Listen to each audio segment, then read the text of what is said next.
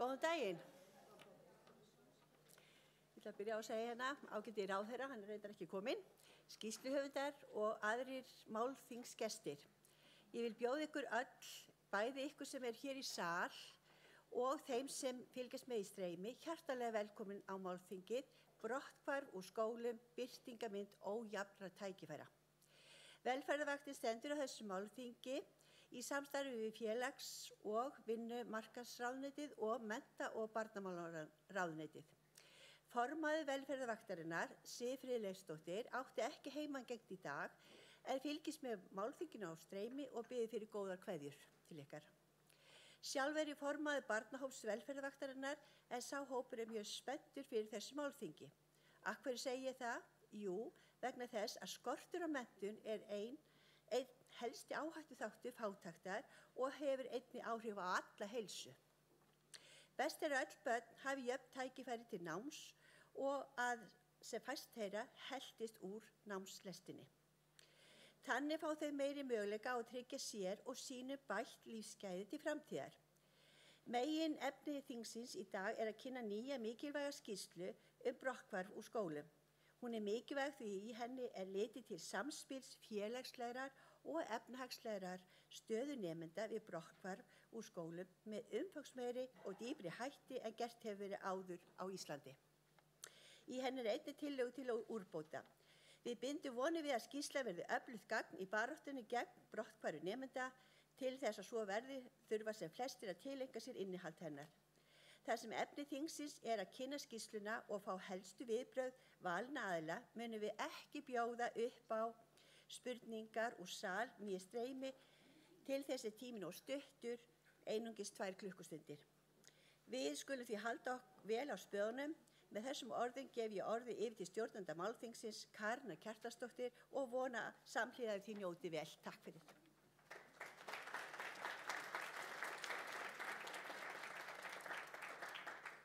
Komið sæl, frábært að segja þessa góðu mætingu. Mér skildst líka að það sé mikill fjöldi á streyminu, þannig mér finnst mikill heiður að fá að vera með ykkur og ég segi heiður af því að þetta svo mikilvægt málefni sem við erum að fjalla hérna í dag. Og mér sýnist á öllu og þeim viðbrögðum sem hafa verið að þetta ekki bara vera einhver enn ein skýrslan, heldur ætli samfélagið að bregðast við. Og við ætlum að fá viðbrögð við þessu í dag og næstur á svið, eða öllu heldur á skjá, Guðmundur Ingi Guðbrandsson, félags- og vinnumarkaðsráðherra, þannig við gefum honum bara orðið. Ágætu málþingsgestir. Það mér sannur heiður að ávarpa málþing brotthvarf úr skólum sem velferðarvaktin stendur að í samvinnu við félags- og vinnumarkaðsráðuneytið og mennta- og barnamálaráðuneytið. Ég fagna frumkvæði velferðarvaktarinnar sem hafði forystu gerð skýrslunnar sem hér verður kynnt. Skýrslan hefur að geyma mikilvæg gögn í baráttunni gegn brotthvarfi. Hún að mörgu leyti tímamóta rannsókn. Hún hefur sérstöðu því í henni fjallað brotthvarf úr framhaldsskólum frá öðru sjónarhorni en venjulega hefur verið gert á Íslandi. Í stað þess að beina athyglinni að nálægum orsökum brotthvarfs brotthvarf skoðað sem birtingarmynd ójafnra tækifæra í íslensku samfélagi með því að beina athyglinni að félagslegum og efnahagslegum bakgrunni nemenda. Vegna þeirra sérstöðu tel ég að hún geti haft mikilvæg og jákvæð áhrif á þróun skólastarfs á Íslandi. Hún færir okkur betri skilning og innsýn inn í þá félagslegu og efnahagslegu þætti sem auka líkur á brotthvarfi. Og sá skilningur auðveldar okkur að grípa til fjölþættra og viðeigandi mótvægisaðgerða. Brotthvarf barna og ungmenna úr skólum grafalvarlegt mál. Það alvarlegast fyrir börnin sjálf sem að missa af skólagöngu og tækifærum til menntunar og bættra lífskjara. Þá sýna íslenskar rannsóknir að fólk sem að lýkur einvörðungu grunnskólanámi segist búa við verri heilsu en þau sem að hafa lokið framhaldsskólanámi. Það einnig alvarlegt fyrir samfélagið sem heild þegar börn og ungmenni ná ekki að blómstra í skóla. Mín sannfæring og ég trúi því að við sem hér erum deilin þeirri sannfæringu, að við eigum að skapa samfélag þar sem að öll fá að njóta sín og hafa tækifæri til að nýta styrkleika sína. Ísland hefur verið leiðandi ríki þegar kemur að jafnréttismálum og jöfn tækifæri til farsællar skólagöngu allra eiga ekki að vera þar undanskilin. Þess vegna svo mikilvægt að við skiljum drifkrafta brotthvarfs úr skólum og vinnum gegn slíku brotthvarfi með öllum þeim verkfærum sem að tiltæk eru. Skýrslan bendir til þess að brotthvarf úr skólum sé birtingarmynd ójafnra tækifæra í íslensku samfélagi. Við því þarf að bregðast. Skýrslan sýnir einnig að rætur brotthvarfs eiga sér stað snemma á lífsleið barna og mun fyrr en á framhaldsskólastiginu sjálfu. Stjórnvöld hafa hins seinni ár lagt áherslu á að grípa mun fyrr inn í en hingað til við að bæta þjónustu og stuðning við börn. Í stjórnarsáttmálanum einmitt tilgreint að úrræði fyrir börn og barnafjölskyldu verða endurskipulögð í samræmi við lög samþættingu þjónustu í þágu farsældar barna. Þá sýnir skýrslan að börn einstæðra foreldra, börn öryrkja og börn innflytjenda í viðkvæmri stöðu gagnvart brotthvarfi. Mikilvægast að stjórnvöld komi þessum hópum til frekari aðstoðar. Áherslur ríkisstjórnarinnar koma fram í stjórnarsáttmálanum en þar undirstrikað að bæta þurfi kjör örorkulífeyrisþega og styrkja barnabótakerfið með það að markmiði að jafna kjör barnafjölskyldna. Þá á að auka stuðning við börn af erlendum uppruna í skólakerfinu. Víða unnið mjög gott starf í þeirra þágu og mikilvægt að deila sem víðast þeirri þekking og reynslu sem skapast hefur á því sviði. Tillögurnar í skýrslunni eru framsýnar. Hef ég fullan hug á að taka þátt í að gera þeirra veruleika í samstarfi við viðeigandi aðila. Til að ná árangri þurfum við mörg að leggjast á eitt sem endurspeglast einmitt í ólíkum bakgrunni þeirra aðila sem að taka munu til máls hér í dag. Félagsþjónustan sérstaklega nefnd í tillögunum.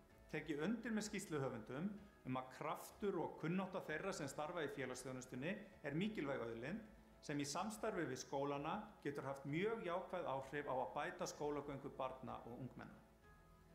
Ágætu málþingsgestir, ég fullviss að málþing þetta verði upphafið að breytingu til hins betra. Farsæl skólaganga barna og ungmenna kemur okkur öllum við. Við skulum öll vinna gegn brotthvarfi úr skólum og ég mun ekki láta mitt eftir liggja í því sambandi.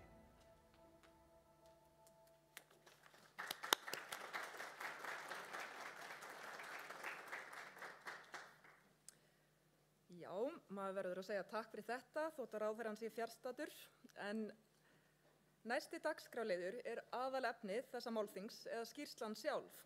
Hana ætlar höfundar skýrslunar sjálfur að kynna, en það eru þeir Helgi Eiríkur Eyjólfsson og Kolbeinn Stefánsson. Helgi.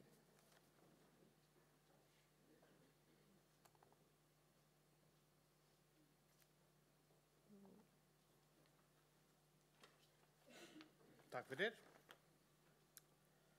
Við ætlum aðeins að tvískipta þessu, jafnvel þrískipta þessu. Ég ætla að byrja á þessari kynningu. Kolbeinn tekur síðan við og svo enda ég líka þegar við förum yfir með þessar tillögur skýrslunar og síðan niðurstöður. En svo ég byrja nú bara á hver voru markmið með þessari skýrslu. Þær voru fyrst og fremst að draga fram samband brotthvarfs við félags- og efnahagslega stöðu og rauninni stöðu félags- og efnahagslega bakgrunn nemenda. Það að segja úr hvers konar félagsumhverfi þau koma, sem rauninni svona annað sjónarhorn en oft hefur verið í rannsóknum á brotthvarfi á Íslandi.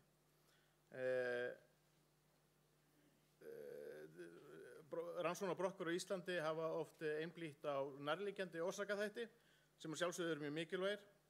Dæmi það til dæmis skuldbinding nemenda gagnvart námi og skóla, uppeldisaðferðir foreldra og stuðningur þeirra, sem sannarlega skipta máli þegar verið að skoða viðfangsefnið brotthvarf frá námi.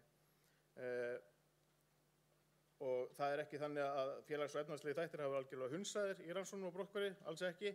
En þeir hafa meira notið sem stjórnbreytur til þess að einangra þessi áhrif sem ég var að nefna. Það sem við vildum skoða var rauninni þessir svona fjær í orsakakeðjunni sem geta kannski ýtt undir brotthvarfi. Þetta skiptir máli því að kostnaður við brotthvarfi töluverður og hann birtist hjá þeim sem verða fyrir því og einnig samfélagslegu kostnaður og við vitnum í góða skýrslu sem Eyjólfur Sigurðsson skrifaði sem matina brotthvarf kostnað, þjóðfélagslegan kostnað upp á 22 milljarðar við hvern árgang. Og þetta gefur styrkleika þessar árgangar, þær gefa nokkuð nákvæm mynd af þeim árgangum sem ræðir sem eru árgangar börn fædd 1995 og 1996 og gefa sterka vísbendingu stöðunni í dag en segja okkur ekki nákvæmlega þessi hlutföll sem eru nákvæmlega í dag. Þannig fer aðeins yfir gögnin sem byrjaður. Þetta eru 9.000 einstaklingar sem liggja þarna bakvið. Þeir eru fylgt eftir frá árun sem eru 15 ára, semst að ljúka grunnskóla, eða senast ári í grunnskóla og þar til við vera 22 ára. Við notum hérna skrágögn úr Hagstofu, ættir frá þjóðskrá, menntunarskrá Hagstofuna og skattagrunnskrá og svo erum við með hérna gögn einmitt frá úr menntamálaráðuneytinu. Ég ætla að byrja á því, það sem kannski það á til að vera svolítið svartsýn mynd þegar maður talar hérna þetta, en þetta svona mynd sem sýnir árlegt brotthvarf nýnema frá 2010 og það sem helst ég vil benda á þarna það hefur minnkað töluvert. Það þarna fyrir eitthvað svona stefnulaust flökt frá 2010 til 2015-16 en svo byrjar það að lækka og það lækkar umtalsvert sem segir okkur líka það að það hægt að brotthvarfi ekki einhver fasti, heldur það breytist og það hægt að breyta því sem gefur okkur einmitt vonir það að það sé hægt að takast á við brotthvarfsvandann. En nú rannsókninni hérna runni mælt og metið hlutfall einstaklinga sem hverfa brott frá námi að minnsta kosti einu sinni á aldrinum 16-22 og hérna eru að skilgreina brotthvarf runni nemandi sem skráður í nám á einum tímapunkti en ekki skráður í nám ári síðar og hefur ekki útskrifast á meðan. Þetta getur gerst að sjálfsögðu á þessu tímabili oftar en einu sinni. En hérna erum við að athuga mælt hérna bara raunstaðan sem hérna dekkri súlan og gráa súlan meti brokkar úr aðkvæmsgreiningamódeli. Það sem ég vil kannski nefna sérstaklega hérna hversu áhrif menntunar foreldra eru sterk og haldast sterk, minnka lítið þegar að stjórna fyrir öðrum þáttum í líkaninu. Við sjáum til dæmis að áhrif tekna hérna í samanborið neðsta tekjutíundin, samanborið efstu tekjutíundina, að það minnkar töluvert mikið, sem segir okkur líka það að hérna, sem eru mikið til þá áhrif frá menntun foreldra. Við sjáum þarna einstæðir foreldrar, börn einstæðara foreldra sem alast upp í einstæðu foreldri eru með meira brotthvarf sem minnkar ekki mjög mikið og semst þetta túlka það sem einn sjálfstæðan áhættu þátt og einnig örorka foreldra. Örorka foreldra metið á móti mældu, lækkar töluvert mikið sem segir okkur það að hærra brotthvarf nemenda sem koma frá heimila sem að minnsta kosti eitt foreldri byrjar örorku mikið til efnahagslegt efna- og félagslegt atriði. Börn fædd erlendis, sem báðu foreldrar erlendis samanborið við hérna, þeir sem með bara íslenskan bakgrunn, einnig hærra en annars staðar hjá öðrum. En einnig ber að nefna að það töluvert það að mismunandi brotthvarf innflytjenda sé vegna lakari stöðu foreldra í félags- og efnahagslegu tilliti eða stéttatilliti, ef maður getur orðað svo. Ein af niðurstöðunum hérna hjá okkur einnig, kannski sem kom okkur svolítið á óvart, hver takmörku áhrif ráðstöfun tekna foreldra eru.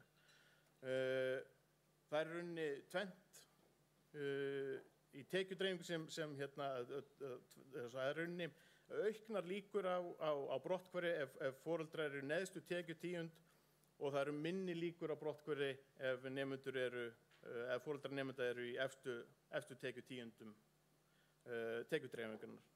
Þannig segir okkur það að megnið af nemendunum þar að segja sem á milli, þessi 80%, áhrif tekna eru ákveðlega takmörkuð þar. En hins vegar eru áhrif menntunarforeldra mjög frekar sterk. Þannig að það hefur verið þægilegt að þau geta sagt að áhrif ráðstöfunartekna eru mjög mikil. Jú, þá hvað þetta að gera þá þetta að færa peninga úr tekjutíundunum í gegnum skattakerfið, í gegnum jöfnunartæki. En aftur á móti tekjudreifing á Íslandi frekar jöfn í alþjóðlegu samhengi. Þannig að það kannski líklegast ástæðan fyrir því að áhrif tekna sé frekar takmörkuð Við sjáum að alst upp hjá einstæðu foreldri eykur líkurnar, sjálfstæður áhrif þáttur þar og einnig á örorku foreldris og að börn séu fædd erlendis og báðir foreldrar fæddir erlendis sem kallað innflytjandi. Við sjáum einnig hérna neðst til vinstri á myndinni að drengi búa við hærra aukna líkur á brotthvarfi miðað við stúlkur. Sem svo sem atriði sem snertum ekki sérstaklega mikið á, enda teljum við það að það sé mjög vel þekkt og ekki beint markmið þessar skýrslu endilega að draga það sérstaklega fram og það sé vissulega sterkur áhrifaþáttur. Nú ætla ég að bjóða Kolbein upp á svið og hann ætlar að fara í gegnum fleiri niðurstöður.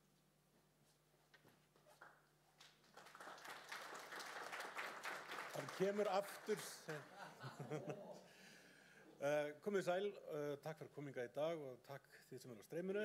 Það sem ég tala er bein og óbein áhrif. Þetta aðeins öðruvísi greiningar heldur en að við erum að tala við þekkjum meðaltölin, við þekkjum miðgildin, við þekkjum dreifigreiningarnar, við þekkjum jafnvel aðkvæmsgreiningarlíkön, við erum með aðeins öðruvísi nákvæmna og þetta byggir á ákveðna aðferð sem notuð í rannsóknum á áhrifum félagslegs og efnahagslegs bakgrunns á það á námsval raunverulega sem ættir að útvíkka þeirra hluti. Og þetta nokkuð svona staðleysu greining íslenska orðið. Það vont íslenskt orð eins og svo gjarnan þegar kemur að félagsvísindalegum hugtökum en þetta raun og veru counterfactual. Þetta svona hvað ef greining. Og málið það að við erum kannski með tvo hópa. Við getum bara kallað ímyndað samfélag. Það efri stétt og það neðri stétt.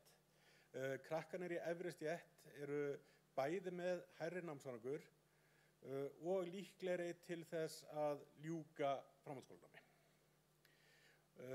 Hluti af muninum sem að þessum tveimur ímynduðu stéttum liggur í því að efri stéttin einfaldlega með hærri einkunnir. Þau eru bara með meiri námsárangur sem endurspeglar einhvers konar undirliggjandi hugtak af einhvers konar námsgetu sem ég kem aðeins meira inn á eftir. Og það eru óbein áhrifin. En það eru líka bein áhrif að krakkarnir sem eru í neðri stéttinni, þau eru líka ólíklegri til þess að ljúka námi óháð einkunnum. Þannig að með tvo krakka sem koma úr sitt hvorri stéttinni, eru með sömu einkun, þá er krakkinn á efri stéttinni líklegri til að ljúka námi sá sem er í neðri stéttinni. Með þessum greiningum þá er þetta að greina þetta í sundur, hvað er þetta rekið til námsárangursins, hvað til annarra þátta og svo er hægt að búa til svona counterfactual scenarios, hvernig hefði til dæmis brotthvarf til einhvers hóps verið ef hann hefði haft námsárangurs annars hóps eða ef hann hefði haft brotthvarfs líkur hins hópsins. Aðeins þetta námsgetu hugtak, stundum í rannsóknum þá sér maður það að námsgeta er mæld með námsárangri, það tekið sem fullkomlega óproblematískt og stundum liggur undir einhvers svona gefin forstöðum að námsgeta sé einhvers konar eiginleiki nemandans. Greind eða einhvers konar færni sem sé bara tiltölulega fastur þáttur sem megi jafnvel rekja til gena. Við horfum ekki á þetta þannig. Við teljum að námsgeta sé eitthvað sem þróast yfir tíma. Stór hluti af verkefni skólakerfisins er að byggja upp námsgetu en svo alls konar aðrir þættir sem koma þarna inn í.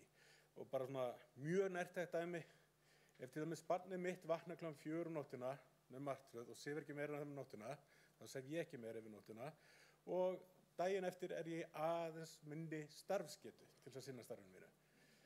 Ytri þættir sem hafa áhrif á einhvers konar svona aktualiseraða námsgetu, alveg óháð eiginleikum eða getu eða einhvers svona ráum hugmyndum hvað býr í fólki.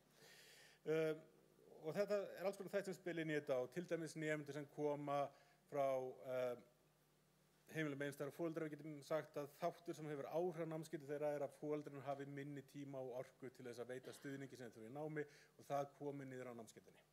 Þannig að námsgetan sjálf er stærð sem er breytileg. Það sem kannski stóð upp úr þessu öllu saman er að þegar við skoðum til bakgrunnsþáttum hvað er hægt að rekja mikið til þessa námsárangurs sem einhvers konar nálgun á námsgetuna, þá er það allt frá 5 helmingur og upp. Stóra sagan liggur þar. Ef við ætlum að tækla brotthvarf, þá basically, við þurfum að byrja að líta á þetta sem einhvers konar námsgetu vandamál. Hvernig það birtist er mjög ólíkt eftir hópum, en það er það sem við þurfum að tækla. Implikasjónin af því er að við leysum brotthvarf í framhaldsskólum ekki bara í framhaldsskólum, skulum við segja. Þetta hefur aldrei verið sett fram sem vandamál framhaldsskóluna. Úrræði beinast að framhaldsskólunum, ábyrgðin liggur hjá framhaldsskólunum af því að börn eru að falla burt úr framhaldsskólunum. Stór hluti af börnum sem að falla burt úr framhaldsskólum er eitthvað við hefum getað að vita það miklu fyrr að þau myndu falla brott úr framhaldsskólum. Það er af því að þau koma ekki upp í framhaldsskóluna með tæki sem þau þurfa til þess að ná árangri í þessu umhverfi. Þannig að það þarf að færa vinnu í gerð brotthvarfi miklu fyrr. Hún þarf að fara á neðri skólastigin. Í sumum tilfellum eru samt hópar þar sem að aðrir þættir hafa töluverð áhrif, eins og til dæmis börn í lægstu tekjutíund, einstaklingar sem að eru með örorku, börn einstæðra foreldra og slíkt. Og það er annað sem skiptir máli samt þessu bein og óbein áhrif. Bein áhrifin, þessi þættir sem að eru kannski eins og í félagslega umhverfi sem að valda því, það eru þættir sem eru gjarnan virkað þegar ákvörðun hætti námið tekin. Þegar nemandinn raunverulega flosnar námið, þetta er ekki oft alveg skýr ákvörðun, oft er þetta svona þannig að fólk flosnar meira upp, en oft er það þessar aðstæður á þeim tímapunkti, til dæmis barnið á lágtekjuheimilinu sem að byrjar að vinna með og svo á einhverjum tímapunkti þá er bara ekki augljóst að það sé lógist að halda áfram í námi sem að hvort gengur illa með fullu starfi og allt í einu er bara feisar nefndi það að vera hættur í námi. Þetta eru svona þessar aðstæður sem að, og þetta eru aðstæður sem að, þessi beináhrif, það eru aðstæðurnar á þeim tímum sem nefndin hættir í námi sem skipta máli þar. Það er ekki námskeiðatriði og það er líklega í mörgum tilfellum ekki skólaatriði heldur eitthvað frekar sem við þyrftum að tækla í gegnum félagslegu kerfin okkar. Þessar aðstæður hjá börnum eða úlingum sem að hætta í námi út af ykkur sem er í þeirra umhverfi. Hér er bara eitt svona dæmi svona hvernig staðleysugreiningin gefur okkur færi á að skoða þetta. Hér getum við séð til dæmis þannig einstætt foreldri, börn einstæðra foreldra. Upp úr líkaninu kemur 45,4% grunn líkur á því að hverfa brott úr námi. Ef að þau hefðu brotthvarfslíkur sem sagt barna sem eru með tvoforeldraheimilinu en sömu einkunnadreifingu þau hafa sjálf, sem er lægri heldur en þeirra sem eru með búið á tveimur foreldrum, þá myndi brotthvarfshlutfallið að vera lægra 37,7 myndi á einhverju tímapunkti hverfa brott úr námi. Þetta er umtalsverð áhrif af þessu þætti. Ef hins vegar að þau hefðu einkunnadreifinguna og þá vonandi undirliggjandi námskeituna, þá eru þau áhrifur af því að ná þeim þætti upp meiri, við myndum ná líkum á því að falleinkunum brott úr námi niður í 33,9%. Sem að bæði þættir skipta máli en námsárangurinn skiptir meira máli. Ég ætla aðeins koma inn á innflytjendur. Við glímdum alltaf mikið við innflytjendaspurninguna í þessari rannsókn og við þurftum að fara aftur og aftur tilbaka til Hagstofuna til að fá ítarlegri upplýsingar um innflytjendur af því að flokkarnir sem við vorum fyrst að vinna með var alltof gróf. Og það sem ég ætla að kynna ykkur núna, það er ekki í skýrslunni, það er svona næsta skref því að við erum að halda áfram að vinna með þessi gögn því að það er svo mikið í þeim sem hægt er að kafa dýpra í. Og það sem ég ætla að tala um núna það er kenning sem heitir immigrant optimism þegar kemur á námsvali, brotthvarfi og námslokum. Erlendir rannsóknir bendu þess sem sagt að innflytjendabörn, það er að segja sérstaklega innflytjendabörn sem koma frá fátækari löndum. Námsárangur þeirra er almennt verri heldur en innfæddu barnanna, en ólíkt þess að myndu sjá til dæmis í samt við stéttamekanismana, þá eru þau samt líklegri óháð námsárangri til þess að halda áfram í námi, velja sér bóknám, umframverku, iðnnám og svo framvegis. Það sem sagt, hugmyndin er að það sem að innfæddu krakkarnir horfa á einhvern veginn og segja líklega er bóknám ekki fyrir mig, þá horfa þessi krakkar einhvern veginn og segja ég ætla samt að láta reyna á þetta. Og þetta er tvíeggja sverð.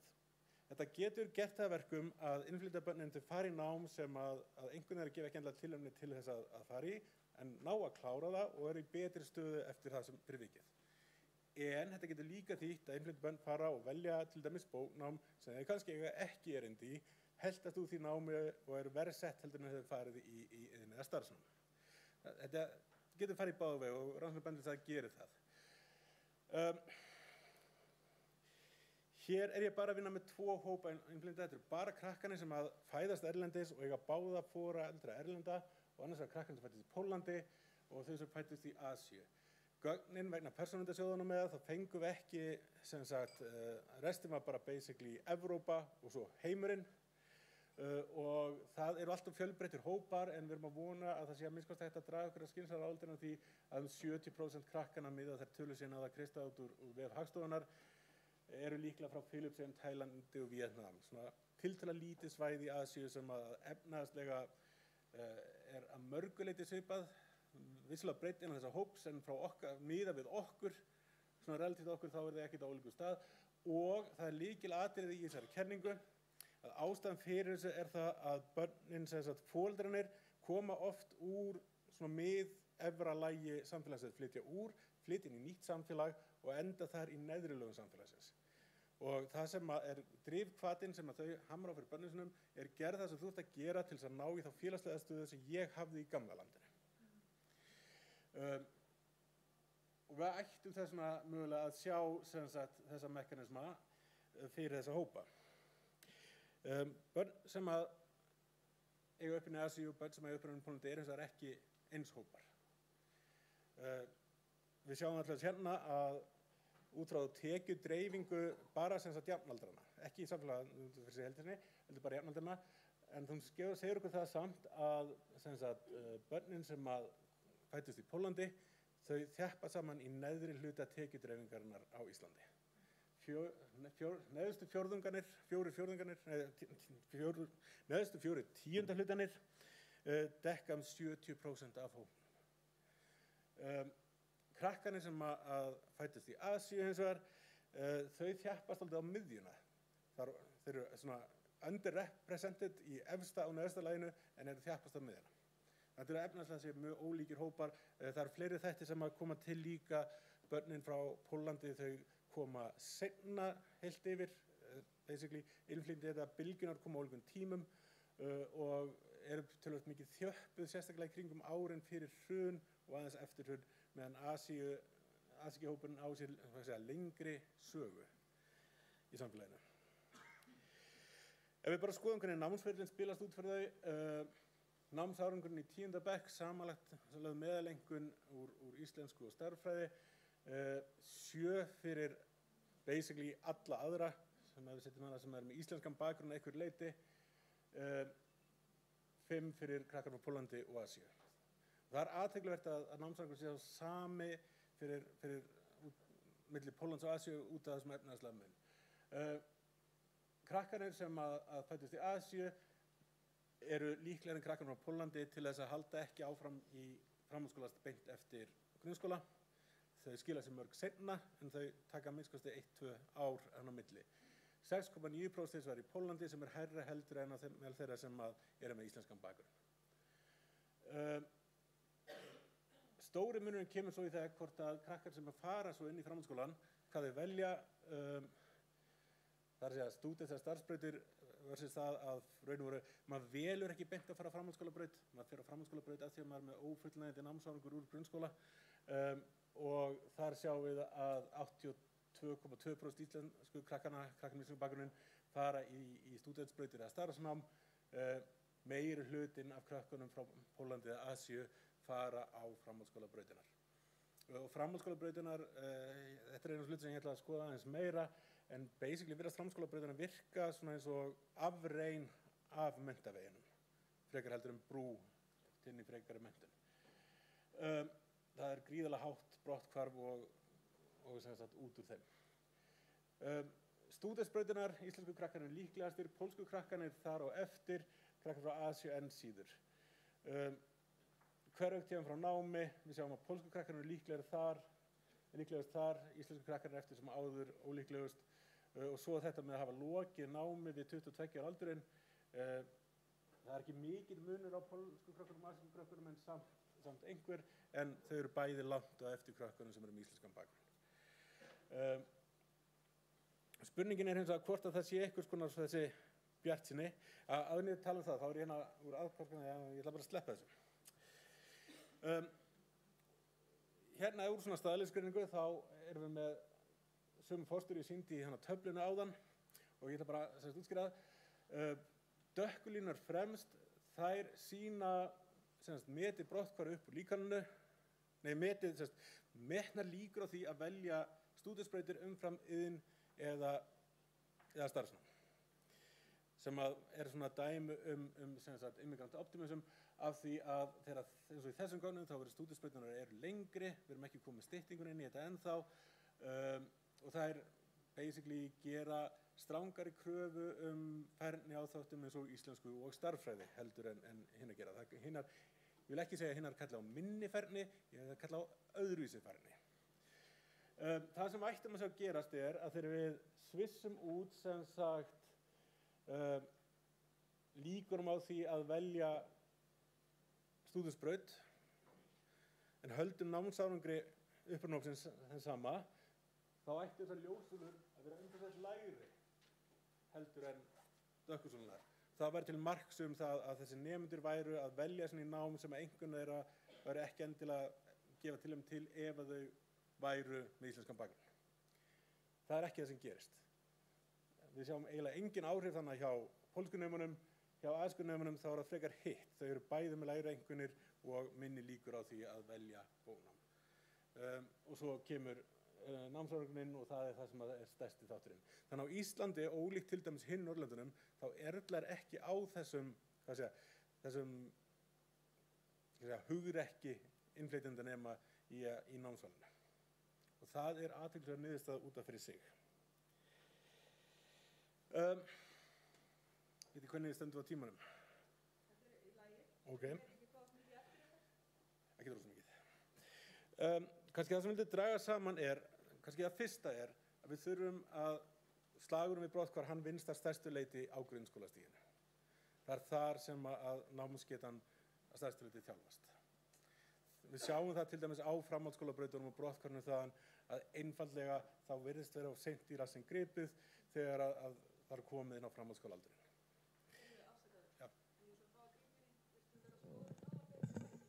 Já.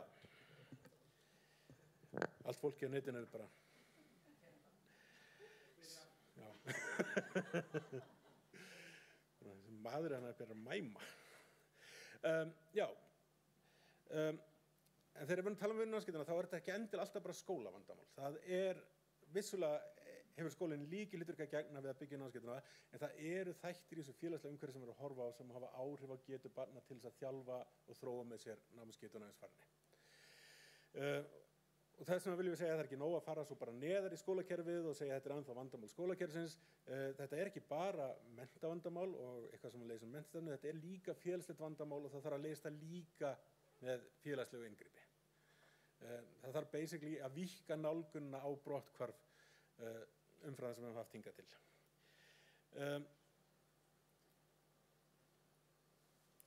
Við þurfum líka að vera dálítið sensitíf fyrir því að þetta verður ekki svona ein lausn fyrir alla verkefni. Það sem að kannski skiptir máli varðandi þessa bakgrunnshópa er að það eru ólíkir svona mekanismar í gangi þarna. Við vitum allir þess að með innflytjendur, við vitum að tungumáli getur verið atriði í mörgum tilfellum, félagsleg aðlögun getur verið vandamál, börn langveikra búa við umönnunarábyrgð, oft líka lágar tekjur, börn einstæðra foreldra, þar getur verið tími og orka foreldrisins og svo í ofanálag þá leggst þetta oft saman.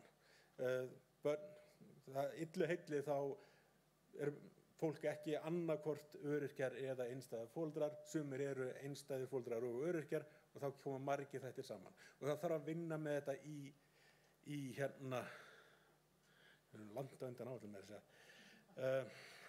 það þarf að vinna með það. Það þarf að horfa á nákvæmlega hvaða mekanismar tengjast hvaða þjóðfélagshópum og endanum að vinna með einstaklingnum í því að finna út úr því hvernig þetta er að tækla þessa hluti innan menntakerfisins, innan félagslega kerfisins og í daglegu lífi þeirra sjálfra.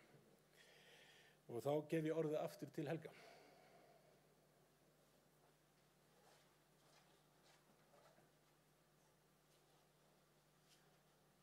Akkurat, ég mættur aftur.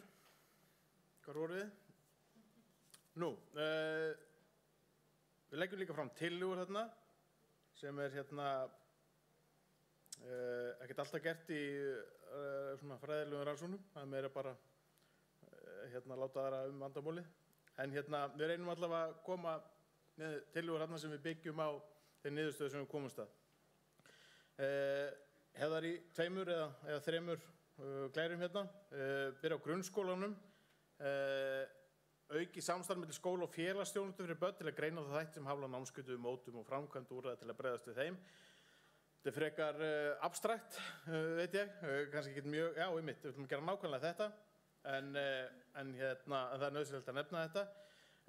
Það sem við kannski komum við sem svona ekki eins abstrakt að koma upp í rauninni upplýsing og fylgniskerfi sem fylgir afdrifum nemenda eftir að ljúka grunnskóla. Í dag það þannig að þegar krakkar ljúka grunnskóla eftir 10. bekk að þá eru þau náttúrulega ekki á ábyrgð grunnskólans lengur. Þannig að rauninni og veit sjálfur sér grunnskólinn ekkert hvað verður sína nemendur. Hver eru afdrif þeirra, ekki nema þau farið sérstaklega að kanna það eitthvað á sínu eigin frumkvæði.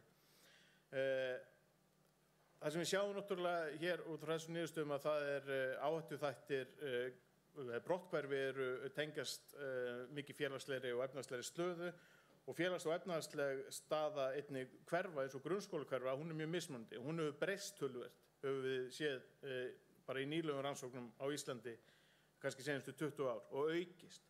Það er meiri munur, félags- og efnahagslegu munur á hverfum í dag, sem hlýtur að því að það er þá meiri munur, þá ertu með skóla, grunnskóla hverfi sem eru mun líklegri til að börn hverfi frá námi. Með upplýsing- og eftirlitskerfi myndi sem maður átt að vinna þá á milli skólastiga, hægt að vinna sérstaklega með skólum, sérstaklega með hverfum, með ýmsu inngripum eins og Kolbeinn kom inn á að þurfa að vera mismunandi eftir hópu. Það er ekki eitthvað eitt fix fyrir þetta sem myndi þá gagnast skólanum, sem gagnast sveitarfélögunum, einmitt í að kortleggja hvar sérstaklega konsentrering á brotthvarfi, til dæmis eftir grunnskólahverfum, og nota þær upplýsingar einmitt og mælingar til að fylgjast með því og draga úr því og athuga hvort það sé að skila árangri. Og það er í rauninni það sem við erum að gera með því að efla vitund og ábyrgð grunnskóla og brotthvarfi. Því að eins og Kolbeinn kom inn og þá þetta svolítið litið á þetta sem vandamál framhaldsskólana. En eins og við vitum þá er framhaldsskólastigið fyrsta skólastigið þar sem brotthvarf getur í rauninni gerst. Eins og allir fræðimenn sem skoða brotthvarf, innlendir og erlendir, þá brotthvarf eitthvað ferli sem síðan líkur, sem síðan raungerist með því að nemandi hættir námi og fer að gera eitthvað annað. Það löngu hafið, löngu fyrr. Og þess vegna við að segja hvort sé athugun, hvort sé fýsilegt að hanna rauninni eitthvað svona forspá líkan sem getur þá notað upplýsingar sem til í skólakerfinu á grunnskólastiginu til að spá fyrir hvaða einstaklingar og hvaða hópar eða hvaða einstaklingar eru líklegri með við það sem við sjáum í þeim gögnum sem tiltæk í grunnskólakerfinu til að hverfa frá námi, og þegar þau byrja að sýna þessi merki, þessi áhættu flögg, að takast á við þau, því að það skiptir máli hvenær það gert, og því fyrr og því betra. Við getum ekki nákvæmlega greint á þessu gögnum því að elstu gögnin sem við höfum þarna rauninni námsárangur í 10. bekk, en við viljum stinga upp á því að það sé skoða hversu langt niður í aldri hægt að fara nemendur til að þess að geta tekist á það sem fyrst. Og við komum líka inn það, og eins og ég myndist á með þjóðfélagslegan kostnað við brotthvarf gríðarlega hátt, og inngrip afkvæmlega kostnaðarhagkvæm. Þannig að það var gerð nú nýlega meistararitgerð í náms- og starfsráðgjöf þar sem þetta var skoðað sérstaklega, held ég fyrsta skipti á Íslandi, og það er rauninni sama hversu mikið að það var eiginlega ótrúlegt allavega sögðu höfundar þessarar rannsóknar hversu mikil hagkvæmni var af þeim peningum sem þeir settu í til að sporna við brotthvarfi með ýmsum leiðum. Framhaldsskólinn, það er rauninni svipað og ég var að tala hérna áðan, nema það að þetta er mun aktúelera því að það er hægt að koma á þessu af stað í rauninni strax í dag á grundvelli skráargagna því þau eru til. Rauninni áður en nemendur hefja nám, sé rauninni fá skólar einnig upplýsingar það, byrju, hérna eru við með einhvern hóp nemenda í skólanum. Þetta er náttúrulega nemendur, 16 nemendur sem skólinn hefur aldrei séð, hefur enga reynsla og þekkir ekki til. Að segja hérna eru kannski nemendur, 10% nemenda er í mun aukinni brotthvarfshættu en aðrir. Og þá er þetta að gera það strax, námsráðgjafar sinna þessu hlutverki almennt í framhaldsskólanum og hægt að byrja strax rauninni áður en hefja nám við skólan í staðan fyrir að koma síðan ljósherðu eftir prófinu í jólin eða hann sé í rauninni bara hættur að mæta og þá er náttúrulega frekar seint að reyna að grípa inn í. Við leggjum þetta til sérstaklega út af því að við skoðum rauninni spálíkan með og án félagslegra og efnahagslegra breyta. Mín hugmynd var þó að mig grunaði það að þegar þú bætir við þessum félags- og efnahagslegu breytum sem við erum með í hagstofugögnunum en ekki í skráargögnum, að þá myndi aðgreiningarhæfni, það myndi greina mun betur því hverju væri brotthvarfshættu og hverju ekki. En það er rauninni sýndi þessi nánast enga mun á aðgreiningarhæfni. Það segir okkur það líka hversu mikið af þessum áhrifum félags- og efnahagslegar stöðu foreldra birtist síðan í einkunnum sérstaklega sem eru svona algjör svona prímusmótorinn í þessu módeli. Það eru fleiri breytur hérna í þessu líkani en rauninni þetta er sá sáttur sem skiptir hvað mestu máli. Það segir okkur það einmitt að vandamálið er orðið alveg ljóst hvar vandamálið hjá hverjum brotthvarfs áhættan við lok grunnskóla. Þannig að það þarf ekki að bíða þangað til nemandinn rauninni að hætta námi og rauninni búinn að gera draugina því að hætta námi eða taka sér hlé frá námi, kannski eins og flestir nemendur orða það. Auki samstarf milli skóla og félagsþjónustu væri skynsamlegt til að greina á beinu þætti sem Kolbeinn fór yfir sem tengjast félagslegri og efnahagslegri stöðu sem auka líkur á brotthvarfi og hvernig og framkvæmdir úrræði til að bregðast við. Við erum ekki mennina til sérstaklega hver úrræði en þetta er bara sérstakt rannsóknarefni og síðan að viðeigandi og áhrifarík inngrip eru afskaplega kostnaðarhagkvæm. Þetta er rauninni ekki verið að eyða peningum, heldur verið að fjárfesta peningum og þeir skila sér ákaflega mikið tilbaka yfir langt tímabil. En við séum líka að það þarf betri þekkingu á hvaða inngrip og hvaða íhlutun séu áhrifaríkastar í íslensku samhengi.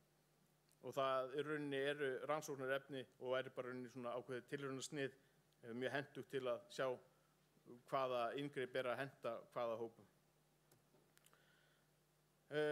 Svo ég taki saman tillögurnar að náttúrulega svona einhvers konar brotthvarfslíkan sem svona snemmt brotthvarfslíkan, spálíkan, að leysir náttúrulega ekki brotthvarfsandann en það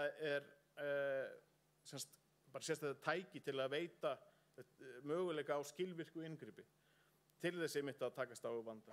Og þetta er svona fyrsta þreps inngrip, þetta er svona klassískur inngrippspíramídi þarna. Og þetta er svona á fyrsta þrepi. Brotthvarf er náttúrulega ferli sem það er að grípa fyrr frekar en seinna. Það segir sér eiginlega sjálft og skráargögn veita ákveðlega möguleika á heildstæðu kerfi sem nær þá yfir öll börn. Þetta er vel þekkt, ég set þarna inn mynd af skýrslu og UNICEF sem fer yfir þetta sem nokkuð nýleg og það sem veitur svona, þetta virkar mjög vel á Íslandi þetta getur verið kerfi sem hvert og eitt einasta barn í vegna þess að þetta byggir bara á skráargögnum og þetta er svona landskerfi, þetta er ekki hver skóli þarf ekki að búa sér til sitt eigið kerfi. Hérna er þetta komið með nákvæm út úr líkani koma frekar nákvæma niðurstöður hver séu mestu líkurnar á og hægt að einblína á þá sem eru í mestri áhættu og gera það frekar en síðar. Þá þá ætla ég bara að þakka fyrir. Það eru góðum tíma bara.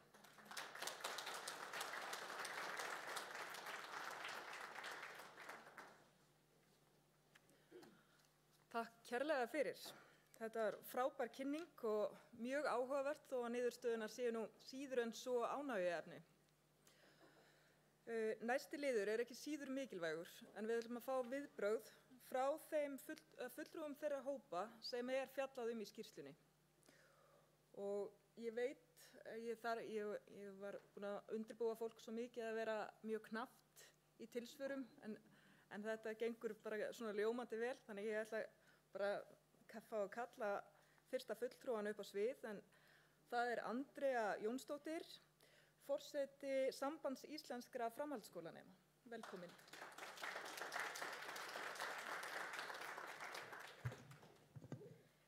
Kæru fundargestir, brottfall framhaldsskólanema er eitthvað sem er okkur öllum mikið áhugaefni og þá sérstaklega þá nemendur sem eiga við erfiðleika vegna utanaðkomandi aðstæða eða standa utangarðs í samfélaginu. Það gefur augaleið að það þarf að fara í harðar aðgerðir til að draga úr brottfalli nemenda. Í skýrslunni kemur fram að það er yfir 70% brottfall á nemendum á almennri braut eða þess að framhaldsskólabraut sem gefur það í kynna að það sem þessar brautir eiga að gera eru ekki að skila þeim árangri sem þær voru settar upp til. Nemendur eru ekki nógu undirbúnir fyrir framhaldsskólanám og það er eitthvað sem þarf að grípa inn í fyrr. Hvað varðar brottfall nemenda í iðn- og verkgreinum sem er 50%,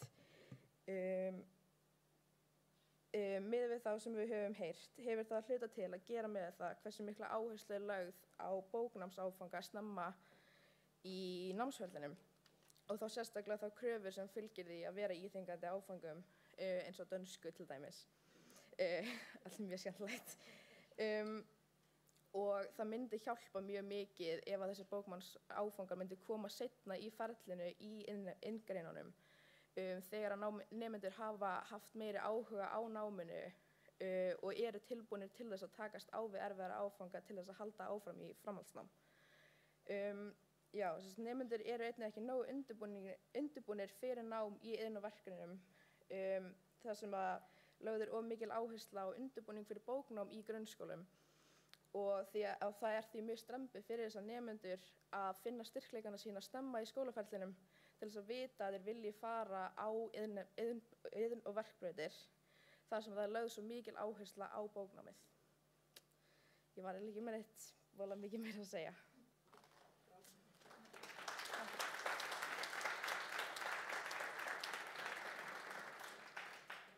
Takk kærlega fyrir bara mjög góðar ábendingar.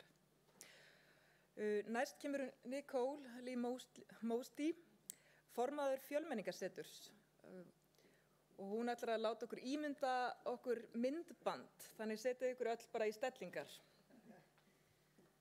Ég ætla að vera voða klók og láta tækni segja meira en mig í dag. Því að það var, það sem ég ætla að gera er ég ætla að rauntengja þessi skýrslu með það sem er að gerast. Og því miður þarf þetta að vera svolítið persónulegt, því að þessi litla Ísland sem við búum í, ég er mjög tengt það sem ég mun koma fram núna. 17. febrúar í Kastljós var sýnt viðtal með kona sem er að ala upp börn af erlendum uppruna hér í okkar skólakerfi. Í þeirra viðtal, hún lýsir yfir baróttun hennar og hún nótur orð fight. Hún segir það með ástríð, hún segir það uppgefnar og hún segir það einhvern veginn með smá von í augun hennar. Svo ég hvet ykkur, fletti þar upp, RÚV 17. febrúar. Mjög mikilvæg viðtal. En í þessi viðtal eins og ég segi, hún lýsir yfir baráttu hennar fyrir stelpun hennar innan skólakerfis. Og hún tekur fram að stelpun hennar er hrætt.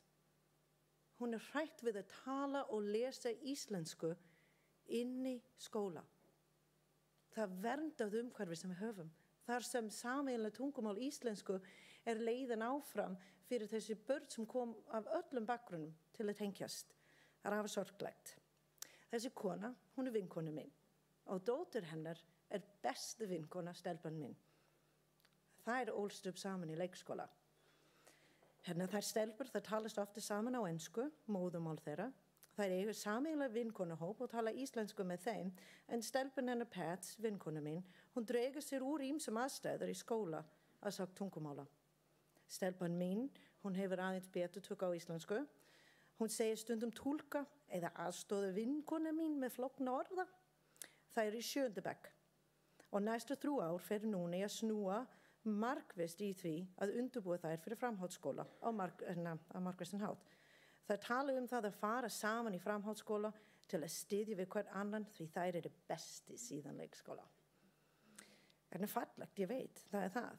En ég heyrði þeim daginn tala saman heima og þær voru að tala það að best var að fara í FB, fjölbreytiskóla Breiðholts, þar sem ein þeirra heyrði að þar var mikið skapandi nám fyrir framtíða listakonar eins og þær. Hinn sagði, good, I'd rather go to art school than some regular school, then I can draw more and read less. Hinn tók undir og þær skellir hló. Yndisleg, en í samhengi við þessi skýrsla, það segir ykkur svolítið mikið staða þessi stelpur. Ýmis tölfræði, ályktanir og staðreyndir dregnar fram í skýrslunni, en ég vil minnast á að hér á Íslandi vissulega fjölmenningulega samfélag. Og sameiginlega tungumálið okkur lykil í velgengni okkar sem þjóð. Við þurfum að leggja okkur tungumálið, við þurfum að leggja okkur fram öll við að gefa öllum óháð uppruna greiðan aðgang á því að læra íslensku. Og þannig ég tala skólakerfið okkur sem heilt. Framhaldsskóla, símentin fyrir fullorðna, því það íslenska sem foreldrar læra, það tryggja öryggi og oft leiðin fyrir börnin þeirra. Við erum að hugsa þetta sem heilt. Þetta skólakerfi stíg að stíg og við vinnum saman. Nú ég búin að fara af skrift. Við þurfum að gera það til þess að tryggja einmitt framgang þessi stelpur og öllum börnum í skólakerfin okkur og í samfélagið. Skýrslunni kom mér ekki óvart. Þetta eitthvað sem við erum búin að tala við sem í menntageirunum lengi. Það engin varðbjallu hvað var þessi sérstak hóps sem ný. En það kannski eitthvað sem við getum grípa í og gera meira og leggja meira í. Í skýrslunni rýnt hvað mest í uppruna og samsetning foreldra, hvaðan fólk koma, hversu lengi þau verið og annað. En mjög mikilvægt að skilja þessi tölfræði og rýna mikið þessi fylgnir sem þar. En það sem að mínu máti brýnara og það sem við þurfum að byrja að leggja markvisst í núna það að við þurfum að tryggja nemendur og velendum til að tryggja þeim farsætt framför alla leiði gegnum skólakerfi. Við þurfum að rýna betur í það samspil milli heimili og skóla, sömuleiðis það samspil milli skólastíg og það tenging, það flæði frá leikskólaaldur og upp. Og við þurfum að leggja ríkan áherslu á kennaramentin. Við þurfum að tryggja þess að innan skólar sérhæfðir kennara í annars máls kennslu. Fjölbreytara, inklusív. Þetta orð ekki til, við erum að nota orð inngilding. En inngilding fyrir að tala mig, ekki endilega það aðferðir. Svo við þurfum að inklusív kennsluaðferð sem ná til allir og við þurfum að efla hæfni kennara innan skólakerfis í milli menningu og næmi til þess að geta takist á við mæður af erlendum uppruna eins og mig sjálf. Helst af öllum, en helst þurfum að hafa kennurunum, þau þurfum allir að dvelja við þessa þekkingu. Einnig mjög mikilvægt að leggja sérstak áherslur á fjölskyldu sem heilt en ekki bara börnin okkur. Og ég fagna því að við sitjum hér saman frá velferðarráðuneytinu og menntamálaráðuneytinu vegna þess að þetta okkar samspil. Skýrslun dregur fram mjög góður tillögur, en hér nokkra aukleg tillögur sem ég legg fram. Bæta þarf stuðning við erlendum nemendum, bæði heima og í skólastofur, þvert á skólastig. Ekki taka börnin úr bekknum eða hópa þeim saman, við þurfum að finna leið til að gera þetta heilt yfir. Við þurfum að hafa eins og ég nefnaði fjölbreyttar inclusive kennsla aðferðir, sérhæfðir aðferðir fyrir nemendur sem tala 2 eða fleiri tungumál. Það heitir annarsmálskennslu. Rýna þarf betur í hlutfall erlenda nemendur í ákveðum skólabekk og í þeim leik- og grunnskólum sem komst aðeins inn á. Og tryggja að þar þessi þekkingu sem ég tala og viðbótur stuðning til staða fyrir fjölskyldur sem heilt. Þetta samspil á milli okkur velferð og skólakerfi. Stuðning þarf að koma að stað við foreldra sem hafa ekki náð sjálf vald á íslenska tunga. Ég tala alveg ágætis íslensku, en þegar ég var að reyna að vinna með algebra með strákan mínu daginn, hann bara vísti mig burt. Mamma, það ekki svona, það ekki þessi orð, það ekki það. Og ímyndar ef ég talaði ekki íslensku, hvernig ég myndi leiður þetta bara einfalt lestarhefti í fyrstu bekk. Við þurfum að huga vel að því. Hefja undirbúning fyrir framhaldsskóla í leikskóla. Það það mikilvægast. Svo ætla ég að klára að saga það sem ég byrjaði. Og við ætlum að horfa á tölfræði út frá skýrslunni og rýna í hvað af okkar stelpur kemur í gegnum framhaldsskóla. Og áður en fyrir ég vildi segja, ég fekk leyfi til að segja það sem ég að fara að segja núna með tilliti til bakgrunns þessu 2 fjölskyldur, mín og vinkonu minns. Af þessu 2 stelpur, einu með báða foreldra af erlendum uppruna frá land sem utan Norður-Ameríka, Norðurlöndum eða Evrópu. Ekki tölum mikið íslensku á heimili. Hinn með aðra foreldra af erlendum uppruna og hinn íslensk foreldra. Af erlendum bergi, ég frá Norður-Ameríku og það tölum mikið íslensku á okkar heimili. Þar sem erlendu foreldrar tala ágætis íslensku. Ein með foreldra með hámenntunarstig og starfi vel launað starf. Á heimili lögð áherslu á jafnvægi milli vinnuálag og heimilislíf að mestu leyti. Foreldrar hins með lægri menntunarstig, flókið félagsleg staða á heimili, aðra foreldrar hefur glímt með langtíma veikindi á tímum og viðurkenna að oft alltaf mikið álag á heimili. Ein tekur þátt í skipuleg íþróttastarfsemi og félagsstarfi, hinn ekki. Ein með foreldra sem nær mikið og samstarf með kennara og þessi sorglegt hér af fyrirbrögði kennara. En foreldra hins upplifir, og ég nóti bara hennar orð úr viðtal, þeir horfðu sjálf á eftir, I've been fighting for her since she was young and no one's really listening to me. Báður með foreldra sem elskar stelpuna þeirra meira en lífi sjálft og með gera allt sem þeir í þeirra valdi til að tryggja að þær útskrifi saman úr FB og hefja leið áfram sem listakonur. Annað, báður í höndum íslenska menntunarkerfi sem skuldur þeim jafnan tækifæri til að bæta samfélag og ná þessi draum. Takk.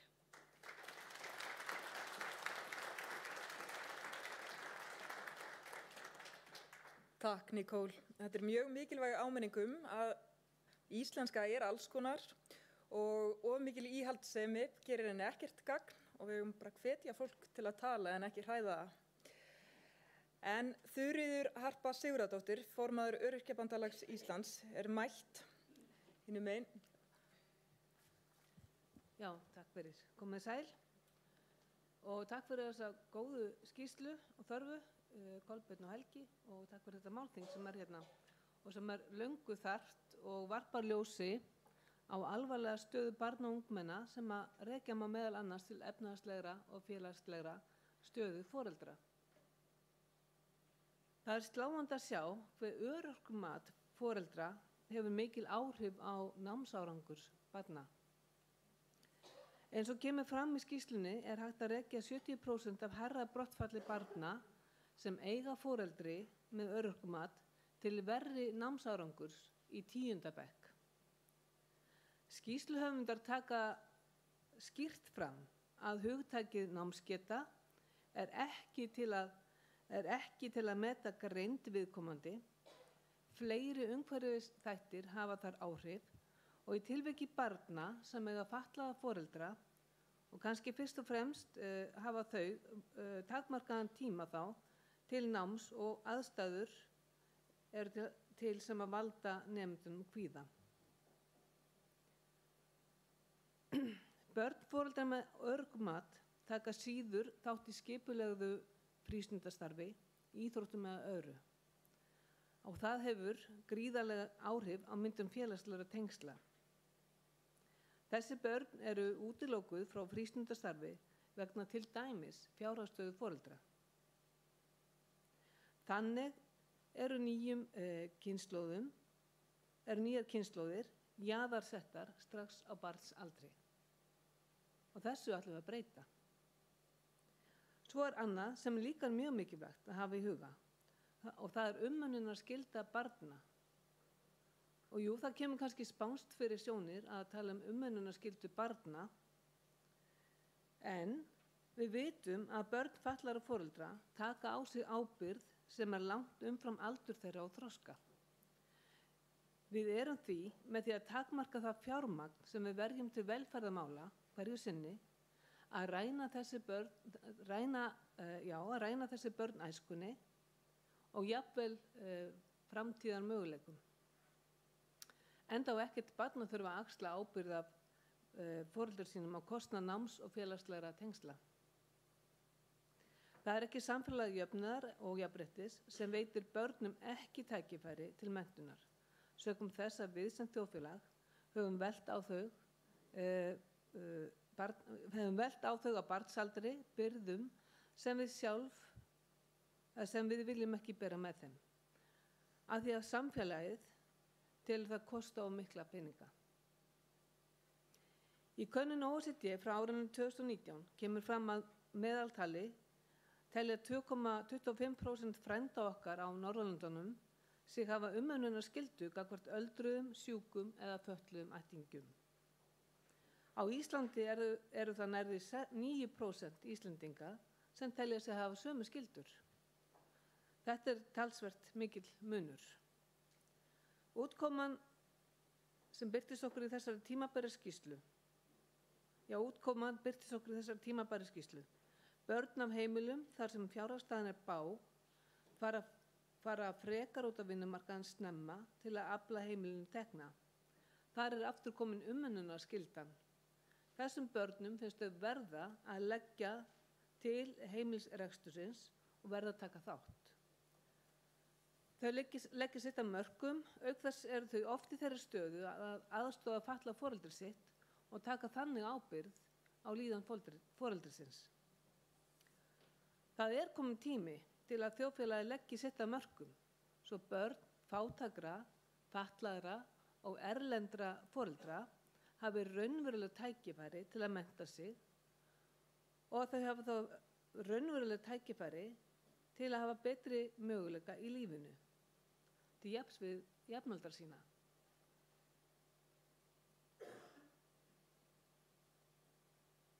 Það blasir við okkur mynd ójöfnuðar. Samt er ekki að heyra á þeim sem fara með völdin í þjóðfélaginu annað en við höfum aldrei haft það jafn gott. En ég held að þessi skýrsla dragi einmitt fram ójöfnuðin sem er í okkar samfélagi. Og það er ljóst að það er mjög rík þörf á því að skoða þá hópa sem eru jaðarsettir og varnarlausastir og sjá til þess að velferð þeirra fjölskyldna, velferð þeirra barna sé borgið. Farsæld barna þarf að fylgja eftir með því að lyfta þeim börnum og fjölskyldum sem verst standa. Þannig aukum við jöfnuð eða eins og segir í skýrslunni, jöfn tækifæri eru ekki bara réttlætismál, heldur líka spurningum hagkvæmni og ef fólk nær að nýta hæfileika sína, óháð sínum félagslega og efnahagslega bakgrunni, þá nýtist mannaður samfélagsins betur.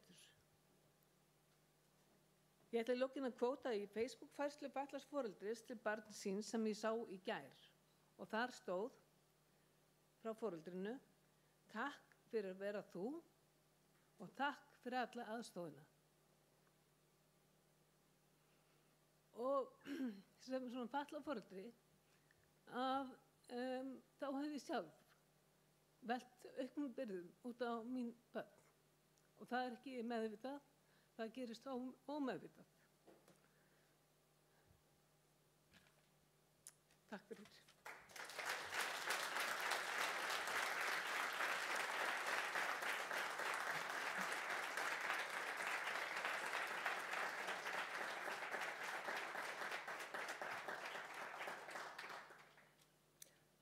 kærlega fyrir. Næst Ásta Þórdís Skjaldal, samhæfingarstjóri PEP, Samtaka fólks í fátækt.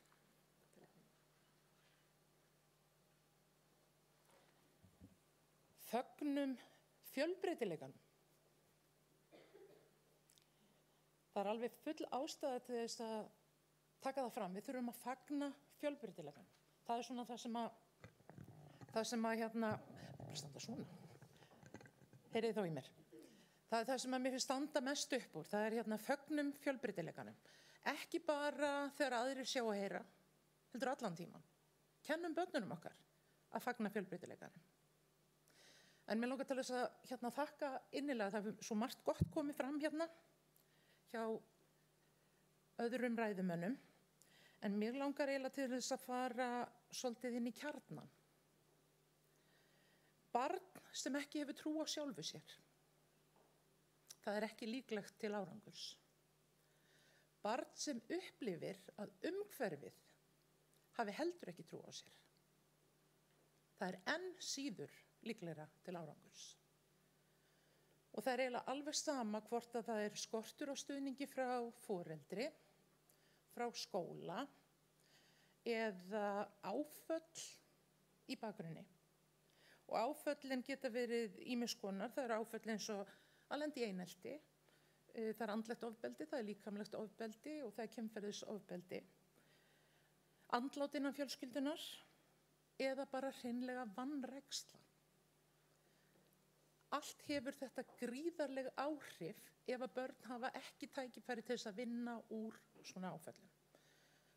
Og ef að barn býr við fjölskyldu þar sem er kannski svolítil vanræksla til staðar, alveg sama hvort hún kemur til af því að það er fátækt á heimilinu eða andleg fátækt, einstætt foreldri, örorka eða foreldri af erlendu bergi brotið, ef að það er ekki þessi stuðningur til staðar, hvaðan á barnið að öðlast þá trú á sjálft sig sem það þarf til þess að ná einhverjum árangri í skólanum, til þess að hugsa, vá hvað það verður gaman þegar ég fer í framhaldsskóla.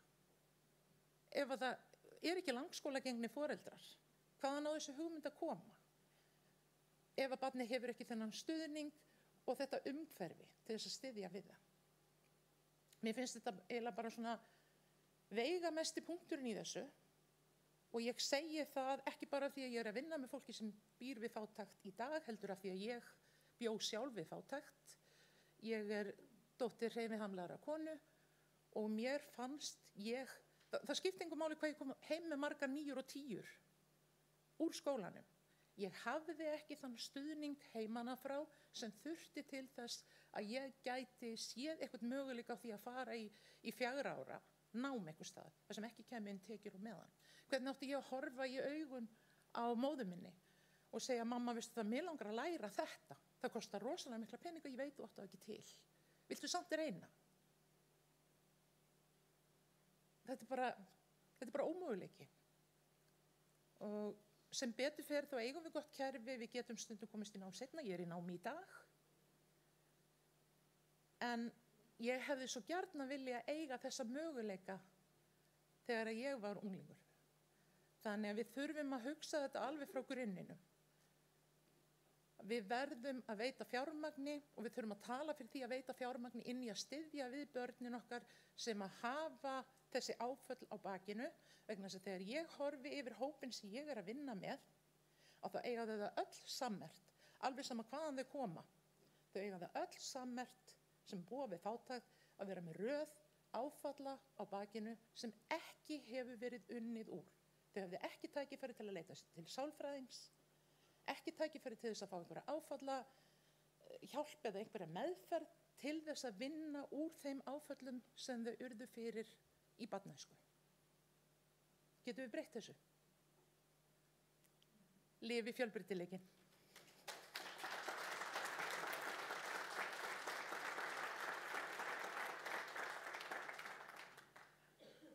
Þetta hafa verið svo frábær innlegg bara frá ykkur öllum. Takk. Ég held að þetta sé svo sannarlega mikilvægt. En nú ætlum við að taka örstutt kaffihlé og við ætlum að byrja stundvíslega 15:20 og þannig þið bara getið þá komið með veitingar í sætið. Það er alveg sjálfsagt. Takk.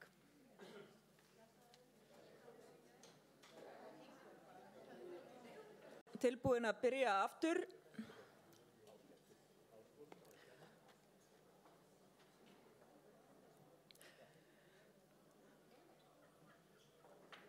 Jæja, velkomin, kæru gestir í pallborðið, ekki síst. Herru, ég ætlaði bara að byrja svona frekar aggressíft eins og mér skilst að ég eigi til og fá að byrja á þér, Ásmundur Einar, kæri mennta- og barnamálaráðherra. Þú sagðir í jákvæðri og mjög upplýsandi frétt í lok janúar að það yrði að bregðast hratt við þessum niðurstöðum og þótt að það sé ekkert voðalega langt frá því að þú sagðir þetta, þá er þetta samt langur tími í lífi framhaldsskólanema. Ekki síst þegar við lítum til þess að þau hafa þegar þurft að ganga í gegnum COVID og það er ekki svona eins og það séu bjartir tímar framundan, svona ef við horfum til þess sem er að gerast í Evrópu. Hvernig gengur þetta og hver hafa viðbrögðin verið og hvað ertu komin langt með þetta verkefni?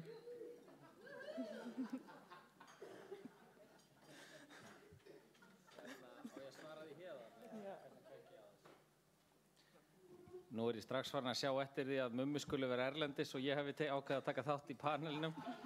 En ég ætla að reyna að svara þessu og segja það bara frábært að vera hérna með ykkur til þess að byrja með. Og þessi skýrsla sem að mér finnst að mörguleiti svona tímamóta skýrsla sem að sýnir fram á að það er ekki bara þannig að afleiðingar í einu skólakerfi komi fram í öðru, heldur afleiðingar í einu þjónustukerfi koma fram í öðru. Og þess vegna tek ég undir með þeim sem hafa sagt hérna að það er gaman að sjá hér saman menntafólk og fólk úr félagsgeiranum og en leið og við segjum að við ætlum að bregðast hratt við, þá langar mig að fara eins yfir tillögurnar sem að voru lagðar hérna fram. Brottfall, þegar við þurfum að bregðast við í einu kerfi til þess að hafa áhrif í öðru, þá gefur augaleið að það verður ekki gert á 2 mánuðum. Og þegar við þurfum að bregðast við í grunnskólastiginu sem er á hendi sveitarfélagana, þá gefur líka augaleið að það verður ekki gert nema með miklu samtali við sveitarfélögin. Og þegar við þurfum að stórefla og breyta náms- og félagslegum úrræðum og jafnvel samtvinna þau, þá held ég að það verður heldur ekki gert á 2 mánuðum. Og þegar við þurfum að rjúfa skilið á milli skólastiga, á milli grunnskóla og framhaldsskóla, þá verður það heldur ekki gert á 2 mánuðum.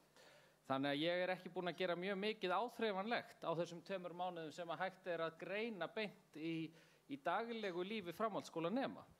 Hins vegar held ég að við séum komin vel á stað í að undirbúa með nýrri farsældarlöggjöf og því sem að þar er verið að undirbúa. Við vorum bara að fundi með sambandin í gær, ég hef átt samtöl við kennarasambandið hvernig menntakerfi þurfa að koma inn í það, að mér finnst við vera á hárréttri leið í því hvað við erum að gera á stóra verkefni þessa kjörtímabils verður að innleiða þá hugsun alla frá A til Ö og allir taki þátt í því, menntakerfi og félagskerfi, og síðan að taka öll menntaúrræði, skólaþjónustuúrræði og félagsleg úrræði til gagngerrar endurskoðunar og hugsa það miklu víðar heldur við höfum verið að gera og með einhvers konar hagrænni hugsun þar inni, þannig að fjármagn fylgi nauðsynlegum aðgerðum og ég er eiginlega full viss að það mun takast sko. Þannig að svarið við spurningunni er nú mjög heiðarlegt. Það er ekkert mikið búið að gerast þessa 2 mánuði þó við séum komin vel á stað sko. Jæja, við ætlum að ýta vel á eftir þér og það verða fleiri spurningar. Bara svo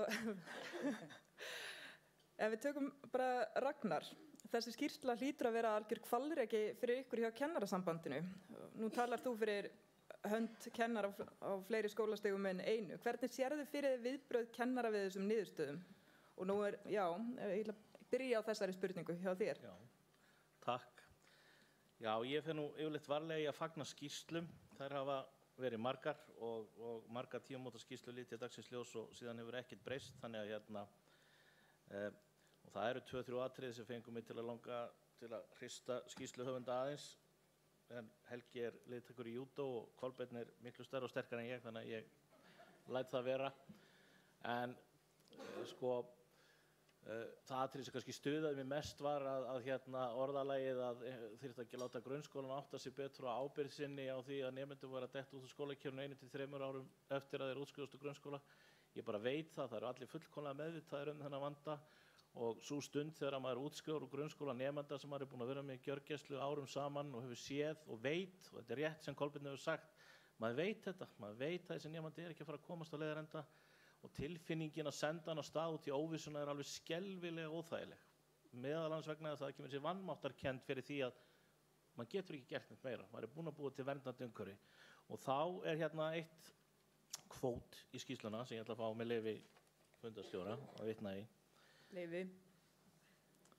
Ef félagslegur og efnahagslegur bakgrunni við lok grunnskólagöngu spá fyrir brotthvarf, þá það vísbendingum að ungmenni hefji menntaskólaaldurinn á mismunandi upphafsreitum með mismikla líkur á því að ná árangri. Við þetta skrifaði ég Já, ég veit ekki hvaðan svo hugmynd kom að nemendur byrja allir á jafnfætis við upphaf framhaldsskóla. Það ekki sá veruleiki sem ég bý. Nemendur byrja ekki á unglingastigi allir með jöfn tækifæri, þeir byrja ekki á miðstigi við jöfn tækifæri, þeir byrja ekki í leikskóla með jöfn tækifæri vegna þess einfaldlega þeir eru á mismunandi stöðvarandi félagslega bakgrunn. Þeir koma út af fæðingardeildinni í mismunandi deildum og það allt of margir nemendur og allt of mikið af fólki í íslensku samfélagi sem lifir fyrst og fremst á forsendum einhverja annarra en sjálfsín. Það sem þessi skýrsla gerir vel og ég ánægður með að hún ögrar alls konar hugmyndum, hún fyllir í myndina og hér verið að nota vísindin og fræðin til að öðlast dýpri skilning á samfélaginu sem við búum í og þar hefur okkur dálítið skort upp á vegna þess að ég hjó eftir einu sem að Nicole sagði að þegar fólk búið að leggja börnin sín í hendur menntakerfisins og ætlast þá til þess að við skuldum börnunum þau tækifæri og þá hæfni sem þau þurfa í samfélaginu. Ég get ekki lofað einni einustu mannesku því að fari hún í gegnum menntakerfið okkar og ná í árangri í menntakjörnu okkar, að hún sé þar með komið með bestu lyklana því að þrífast í samfélaginu sem síðan tekur við. Ég get ekki lofa neinu því að menntun sé lykillinn að góðum launum eða áhrifum í samfélaginu, finnst og fremst vegna þess að við sem samfélag við vanmetum kerfisbundi mikilvægi góðra menntunar og fjölbreyttrar menntunar, bæði í listum og öllum greinum. Og það sem þessi skýrsla gerir, og ég fagna henni þess vegna og ætla ekki að hrista neitt, bara fagna henni og dýpkum bara samtalið. Þessi skýrsla tilraun til að taka flókið mál og fjallum það með fræðilegum og faglegum hætti sem þessi fræðimenn eru annálaðir fyrir að gera vel. Og við skuldum núna okkur sem samfélag það að dýpka þessa umræðu út úr loftbólunum og slagorðunum og velmegun eða farsæld má ekki vera nýja tískuorðið. Þurfum að gera þetta almennilega. Sorry, langlókuna. Já, ég vil nefnilega ná aðeins, ekki bara ef fólk komi einu sinni á tali, við viljum ná smá samtali. En ég ætla nú ekki mér finnst þið bara öll svo æðisleg og með mikilvæg innlegg. Þannig takk ég þessu sem hrósi. Svandís Ingimundardóttir, skólamálafulltrúi Sambands íslenskra sveitarfélaga. Það mikið talað ábyrgð grunnskólana í þessu. Þar grefur vandinn sig. Og hvað geta sveitarfélögin sem eru mörg misjafnlega stödd gert til að grunnskólanu geti tekið á þessu?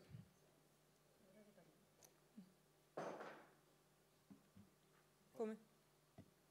Já, bara takk fyrir að kalla á mig hingað í þetta pallborð og takk fyrir skýrsluna. Ég hef búin að lúslesa hana og ég mörguleiti get tekið undir með Ragnari Þór varðandi Við langar aðeins að segja varðandi ábyrgð sveitarfélagana á brottfallinu á framhaldsskólastiginu. Mér finnst þetta svolítið góði punktur hjá okkur. Má ég biðja þér samt að færa aðeins nær mæknum eða mæknum nær þér?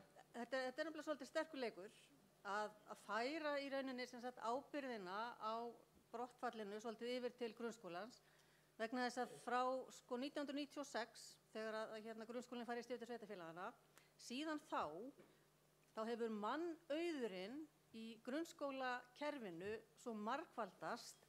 Þar hefur fjölgun orðið á þroskaþjálfum, náms- og starfsráðgjöfum, íþrótta- og tómstundafulltrúum, stuðningsfulltrúum. Það alveg ótrúlega, talandi að fagna fjölbreytileikanum, það alveg ótrúlega fjölbreytt starfsliði sem við eigum í grunnskólanum. Og ég vil segja það að ef að framhaldsskólinn væri hjá sveitarfélögunum þá myndum við aldrei sleppa svona takinu af krökkunum sem við erum búin að vera með eins og Ragnar orðaði það nánast í hérna gjörgæslu, sleppa þeim svona bara gjörsamlega út á tundruna því að sko skólaþjónustu kerfið á framhaldsskólastiginu er hvernig? Kröfurnar sem að gerðar eru til dæmis í reglugerðum til skólaþjónustu sveitarfélaga eru sko himinháar ef við miðum við kröfurnar sem gerðar eru til skólaþjónustunar á framhaldsskólastiginu. Það kemur fram í skýrslunni hjá okkur að almennu brautirnar sem eru ætlaðar þessum nemendum sem að koma ekki nægjanlega vel undirbúnir undir næsta skólastig, að þær eru ekki að nýtast sem skyldi. Og mér fannst þetta svolítið sérstakt orðalag. Hvað eigum við við? Tekst okkur þá ekki að laga nemendurna að þessum almennu brautum sem eru í boði, eða eru almennu brautirnar ekki að laga sig að þörfum þessara nemenda sem eru að koma inn? Vegna þess að framhaldsskólinn, alveg eins og hérna grunnskólinn, hann á líka að vera fyrir alla. Við viljum að framhaldsskólinn okkar sé án aðgreiningar, en ef við horfum bara yfir flóruna, þá er svolítið erfitt að ætla að fara að setja framhaldsskóla án aðgreiningar til jafns við grunnskólan án aðgreiningar. Við erum á allt öðrum stað, en við eigum ekki að vera á allt öðrum stað. Það er búið að tala hérna um flæði á milli skólastega og samfellu, og við verðum að fara að tala saman. Það eru sko, og í rauninni erum við búin að vera á þeim buxunum mjög lengi hjá sambandinu að kalla eftir samstarfsnefnd grunn- og framhaldsskóla. Það var einu sinni gerð tilraun til þess að halda henni úti, en einhvern veginn fjaraði mjög hratt og örugglega undan henni. Þannig að núna eins og Ásmundur hefur verið að tala um, og ég held að við getum fagnað því bara heilum hug, að þetta samtal líka á milli þjónustukerfanna, skólaþjónustunar, félagsþjónustunar og ekki gleyma heilbrigðisþjónustunni, þetta verður að eiga sér stað þvert yfir, og við kannski getum á einhverjum tímapunkti þurft að hafa túlk vegna þess að orðræðan er svo ólík á milli þessara fagstétta. Það var farið að byrja úttektir á brottfallinu 2013 hjá þáverandi námsgagnastofnun. Svandís, ég ætla að fá að stoppa þig að það er í lagi. En við eigum svo margar og góðar upplýsingar og gögn og þetta bætir svo vel í. Við getum núna, og hefum átt að gera það miklu fyrr, farið að stað í miklu markvissari aðgerðir og samtal þarna þvert yfir. Hrönn, nú ert þú fulltrúi náms- og starfsráðgjafa því við vorum að tala um samtal á milli stétta og þú ert nú eiginlega fulltrúi stéttar sem ég held að gleymist dálítið oft með fullri virðingu. En sko, hvað sjáu þið fært í þessum málum? Þetta er alvarlega niðurstöður sem koma fram í þessari skýrslu og það að krakkar hér á landi séu ragari við að fara af stað. Hvað ætlaði það að gera? Já, sannarlega höfum við mörg úrræði og höfum verið að dæla skýrslum í ráðuneytið síðan, síðasta aldarfjórðunginn. Við erum bara þar. Þannig að það kemur okkur ekkert á óvart í þessari skýrslu því að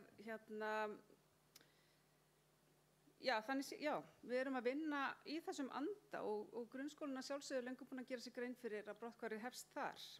En náms- og starfsráðgjöfin er svo mikill lykilþáttur í þessari vinnu. Ég hef 20 ára reynslu við að vinna við brotthvarf í grunn- og framhaldsskóla á öllum hliðum og sé þetta á allan mögulegan hátt. Og þetta er sérhæft fag sem vinnur með náms- og starfsferilinn, þannig að þroskaferil alla ævi og mótun starfsímyndar sem er einmitt mikilvægur þáttur við góða ákvörðunartöku nám og starf og störf. Þetta er lögverndað starfsheiti.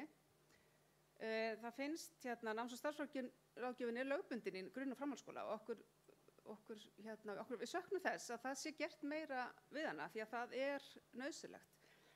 Það er mikilvæg áhersla lögð á fagið innan Evrópusambandsins og Norður-Ameríku og það er sérstaklega horft til þess að náms- og starfsráðgjafinn kemur í eykur félagslegan jöfnuð. Þannig að það er búið að vera áhersla á það alla þessa öld sérstaklega. Og það er einmitt einn fræðingur sem er einmitt á landinu hérna á næstunni, Ronald Sultana, sem er einmitt, leggur mikla áherslu á þennan félagslega jöfnuð sem þetta hefur. Þannig að við erum alltaf jafn hissa að okkar starfskraftar sé ekki nýttir meira. En út frá ykkar mikilvægur starfskraftum, hvað sér þau fært til að grípa inn í þessa stöðu? og efla fólk? Það allar rannsóknir sýna að það sem við gerum vinnu gegn brotthvarfi og eykur jöfnuð og það sem okkur vantar eru fleiri stöðugildi. Það vantar fleira fólk að vinna vinnuna. Við vitum nákvæmlega hvað það á að gera.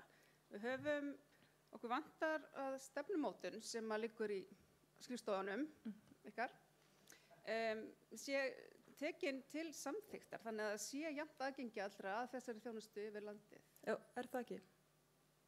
Og þetta með stöðugildin. Það hefur lengi verið barist fyrir að það séu 300 nemendur á bak við hver stöðugildi. Hér er það mjög rokkandi og þessi umræða hefur aldrei af neinu viti verið tekin. En meira að segja verið að miða við 250 nemendur á hver stöðugildi í fyrirmynda löndunum sem við horfum mikið til, Finnland og Kanada. Þannig að þetta er það sem við vinnum. Maður hugsar ofta, ef ég væri kennari þá væri ég með 60-70 manna bekk og að gera allt sem má að gera. Nóg nú álagið á kennurum samt og mikilvægi þeirra starfa, en þetta er það sem er mjög brýnt og við sjáum þarna er lausn og aðferðafræði. Steinunn Bergmann, þú ert fulltrúi félagsráðgjafa og þið gegnir lykilhlutverki í þjónustu við fólk sem stendur höllum fæti. Og nú er lagt til meðal annars í þessari skýrslu að þið fáið stóraukið hlutverk. Telurðu það löngu tímabært eða hvað segið þið við þessu? Hrönn, viltu hjálpa henni að kveikja á hljóðnumanum? Já, mér langar að byrja á því að þakka... Og viltu vera svo góð að færa þið nær? Já, ég ætla bara að byrja á því að þakka Kolbrúnu Helga fyrir flotta vinnu. Ég hef fylgst með því og eins fyrir tækifæri að fá að taka þátt í pallborðinu. Þetta eru niðurstöður sem koma félagsráðgjöfum að sjálfsögðu ekki óvart. Þeir sjá þessa stöðu í sínu daglega starfi og leita leiða til þess að reyna að draga úr þessum mun. Og í raun og veru þá þurfum við svolítið að stokka upp samfélagið og endurskoða tekjudreifingu til að tryggja lágmarksframfærslu en einnig að beina sjónum að skólum að því börnin eru þar stóran hluta vökutímans. Mig langar að nefna að því í dag er alþjóðadagur félagsráðgjafar og félagsráðgjafar allan heim taka höndum saman og koma framfæri sameiginlegum skilaboðum. Og það er þau: byggjum saman nýtt vistvænt félagslegt samfélag og skiljum engan eftir. Og að mínum mati þá á þetta sannarlega við þar sem við erum að fjalla hérna í dag. En félagsráðgjafafélagið hefur ítrekað bent á mikilvæg þess að það séu að auka faglegan stuðning á öllum skólastigum sem byggir á heildarnálgun. Það kom fram áðan hjá Svandísi að hefur fjölgað, það er mikill fjölbreytileiki innan grunnskólans, innan skólana, en það vantar félagsráðgjafa inn í grunnskólana og í framhaldsskólana. Það er í örfáum skólum og það sýnir sig að þar er tækifæri til þess að vinna betur með börnum og fjölskyldum og grípa miklu fyrir en við gerum. Þar hafa nemendur aðgengi að félagsráðgjöfum ef eitthvað bjátar á, stuðningu við kennarana í sínu starfi, af því þeir sjá auðvitað börnin sem standa höllum fæti. Það er allt öðruvísi að vísa máli til félagsráðgjafa sem er inn í skólanum, sem er kollegiðin og vinnur með þér inn í skólanum, heldur en að taka upp síman og fara að vísa fólki á aðra stofnanir sem eru þar sem eru félagsráðgjafar og annað fagfólk störfum hlaði líka. Það eru allir störfum hlaðinir.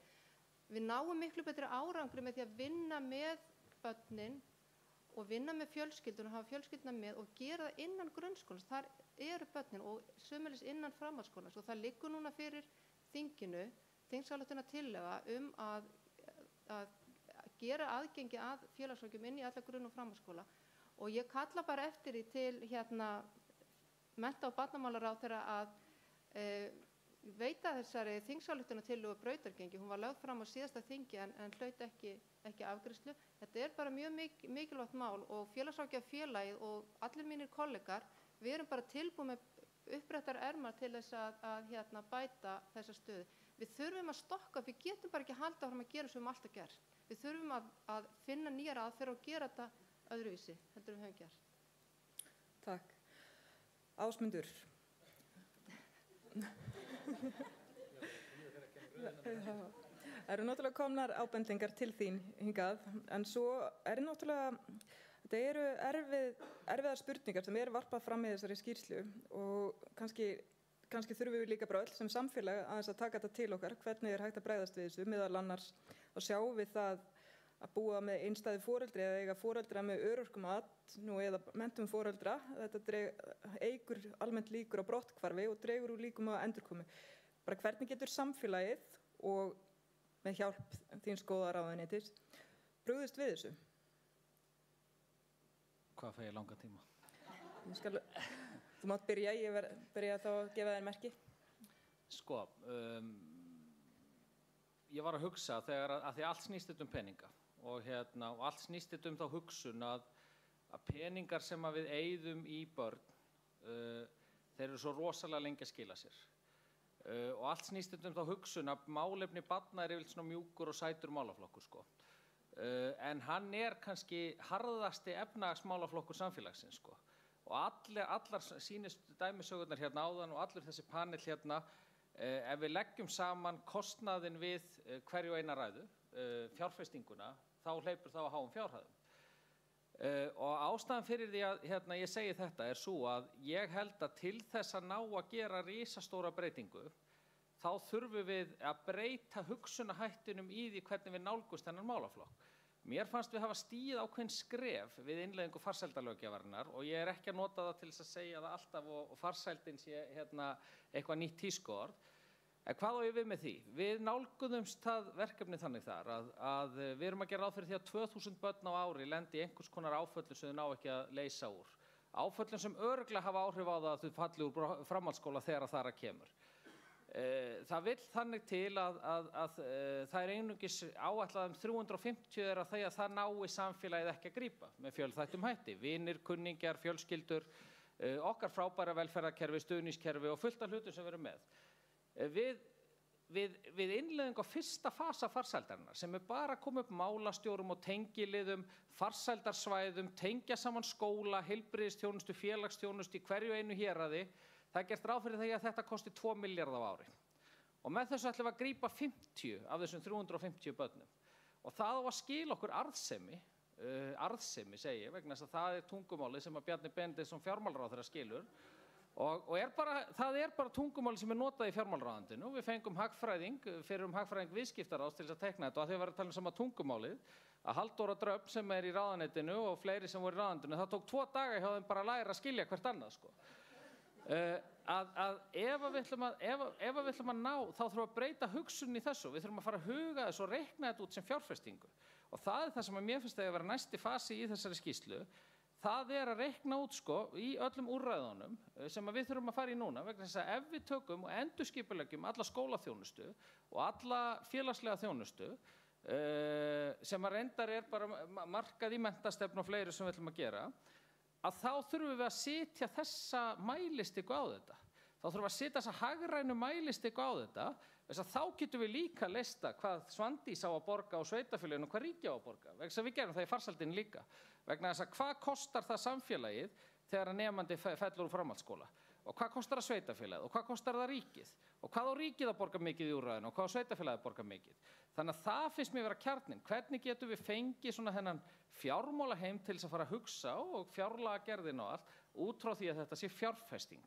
Og ég held að við höfum stigið skref á þessu kjörtímabili og í nýju ráðuneyti mennta- og barnamála þá ætlum við að stíga dýpra skref þarna í því að fara að setja krónur og aura á þessari mál. Þannig að þegar við fylgjum eftir innleiðingun á farsældinni, úrræðunum sem við ætlum að ráðast í, endurskipulagningu skólaþjónustunnar með sveitarfélagunum að sjálfsögðu og kennarasambandinu og öllum þeim hagaðilum sem að skipta máli, endurskipuleggja önnur úrræði, þá þurfum við að reikna þetta út hvaða úrræði eru það sem við bara tímum ekki sem samfélag að sleppa.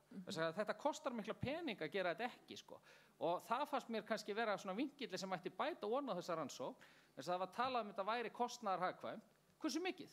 Hvað margar krónur og hver margir aurar? Þú veist, hvað það sem að, hver kostnaðurinn að gera þetta og hvað græði við sér samfélag ákveð löngu tíma? Og það þetta finnst mér vera svona það sem ég tek með mér sem næsta fasa í þessu verkefni. Þetta verður ekki gert á einu ári, þetta verður hálfu ári og einu ári. Og af því við erum ekki með peningana kannski alveg strax tiltæka til að ráðast í þetta, og kannski velt maður fyrir sér, og nú ég að spyrja ykkur, ekki síst þig Ragnar, hvernig hægt að nota það sem við höfum nú þegar betur til þess að bregðast við þessu bara sem fyrst? Og ég meina, kannski þetta ekki alveg ljóst, en ég meina, höfum við til dæmis einhverja skóla sem hafa verið til fyrirmyndar? Það kemur að draga úr brottfalli, eitthvað sem við getum lært af? Getum við kennara meira til þess að bregðast við þessu nú eða aðrar fagstéttir. Hvað segir þú? Já, takk. Sko, í grunnskólanum höfum við 25 ára reynslu af því hvernig á ekki að reka skólanaðgreiningar og reynsla gríðarlega dýrmætt og eiginlega hinn vítin. Þegar menntun og reynsla mætast þá getur eitthvað gott gerst og við eigum mjög nákvæmar úttektir á því að hvar við klikkum í skólanaðgreiningar. Þetta ekki flóknir hlutir. Íslendingar eru svona þjóð sem heldur hún sé fullklædd þegar hún komin í sokka og nærbuxur. Það bara svona okkar leið. Leið og við erum búin að ná að koma vandanum í orð og þess vegna þurfum við að passa okkur á farsældinni því að farsæld mjög margslungið hugtak með mikla dýpt sem að við megum ekki, það ekki bara sama ánægja eða einhver svona lágmarks lífsstandard. Þannig að við klikkum þegar komið fram yfir það.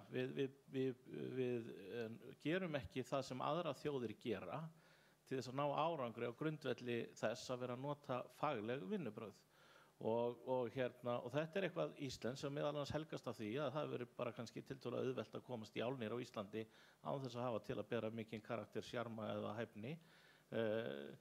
Fólkið sem ef við ætlum að ég meina það, ég held að þetta sé því miður dálítið þannig. Við höfum ekki lagt endilega, sko, ef að fólk í öðrum löndum, innflytjendur í öðrum löndum sem koma úr kannski svona miðið að herri lögum sinna samfélagi og kemur til Íslands, ef þau fatta það á fyrstu mánuðunum að hér þýðir ekkert að mennta sig til árangurs og reyna það ekki einu sinni, þá er það kannski ákveðins speilmynd af okkur sem við þurfum að taka þetta alvarlega. Takk fyrir þetta, Ragnar. Ég held að vera búinn, en mjög stutt. Já, og það það, sko. 25 ára reynsla af því hvernig á ekki að reka skólanaðgreiningar. Á grundvelli hennar erum við náttúrulega sjálfsögðu ekki að láta sveitarfélögin redda þessu. Í framhaldsskólum verið að gera alla þessa hluti. Það verið að taka á móti nemendum, öllum þessum nemendum og það verið að hlúa að þeim og þeir eru þarna inni og það fullt af skólum og fullt af framhaldsskólum og kennurum og framhaldsskólum sem að gera stórkostlega flotta hluti með þessa krakka og halda vel utan að sinna þeim. Svo verða þessi krakkar 18 ára. Og þegar þeir verða 18 ára þeir ekki lengur, njóta þeir ekki lengur þeirra gríða sem samfélagið á að veita þeim og eiga bara að standa á eigin fótum sem bara fullkomlega óraunhæft og eftir það þetta tapandi slagur fyrir alla.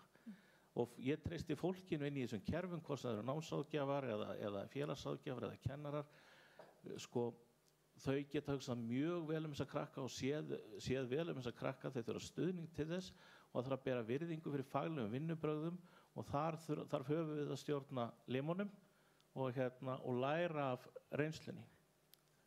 Takk. Þetta alveg að fara að klárast hjá okkur. Viljið þið grípa orðið? Ef þið viljið þá bara gerið það. Ég myndi nú gjarnan vilja það, ég veit nú ekki alveg á hvað vegferð Ragnar er.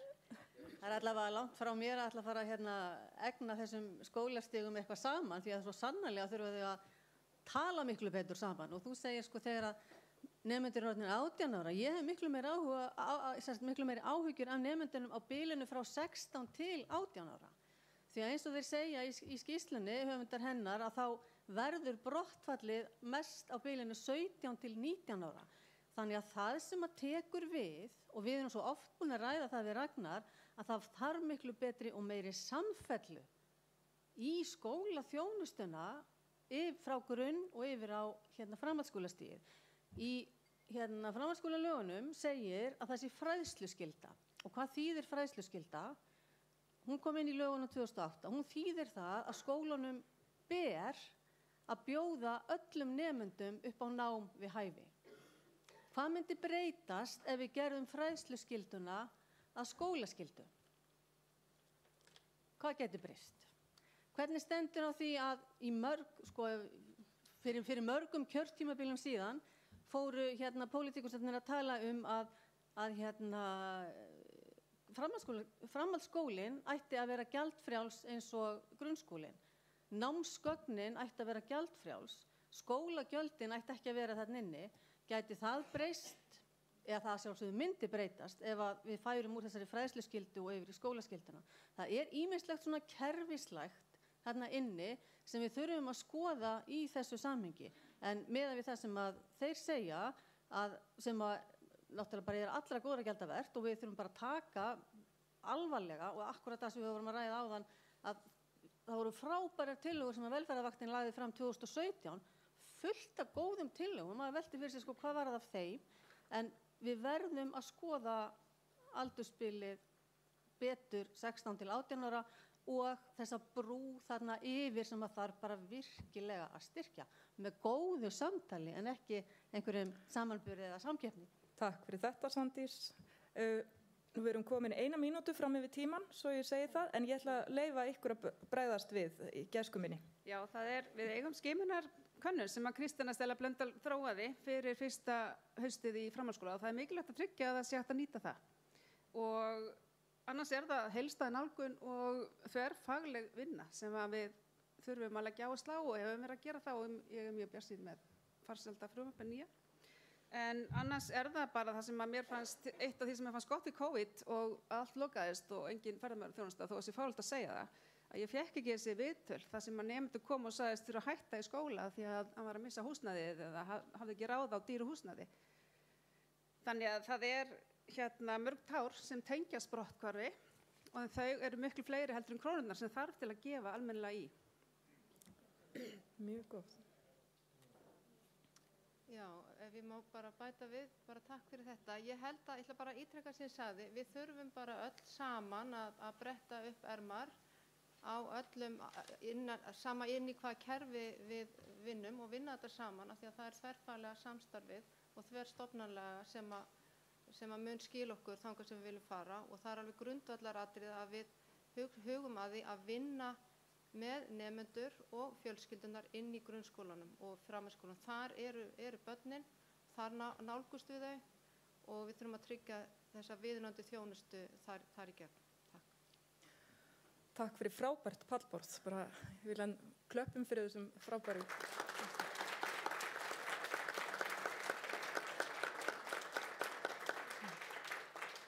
Og þá erum við að fara raunverulega inn í lokasprettin. Við eigum eftir 2 dagskrárliði, ég ætla að kynna það báða inn. Næstur er Ásmundur Einar sem ætlar að færa sig hingað yfir til mín og flytja okkur lokaorðin, en á eftir honum kemur svo Sigurveig Gunnarsdóttir, sérfræðingur í mennta- og barnamálaráðuneytinu og hún mun slíta þessu góða þingi. Þannig, Ásmundur, gjörðu svo vel. Takk fyrir þetta.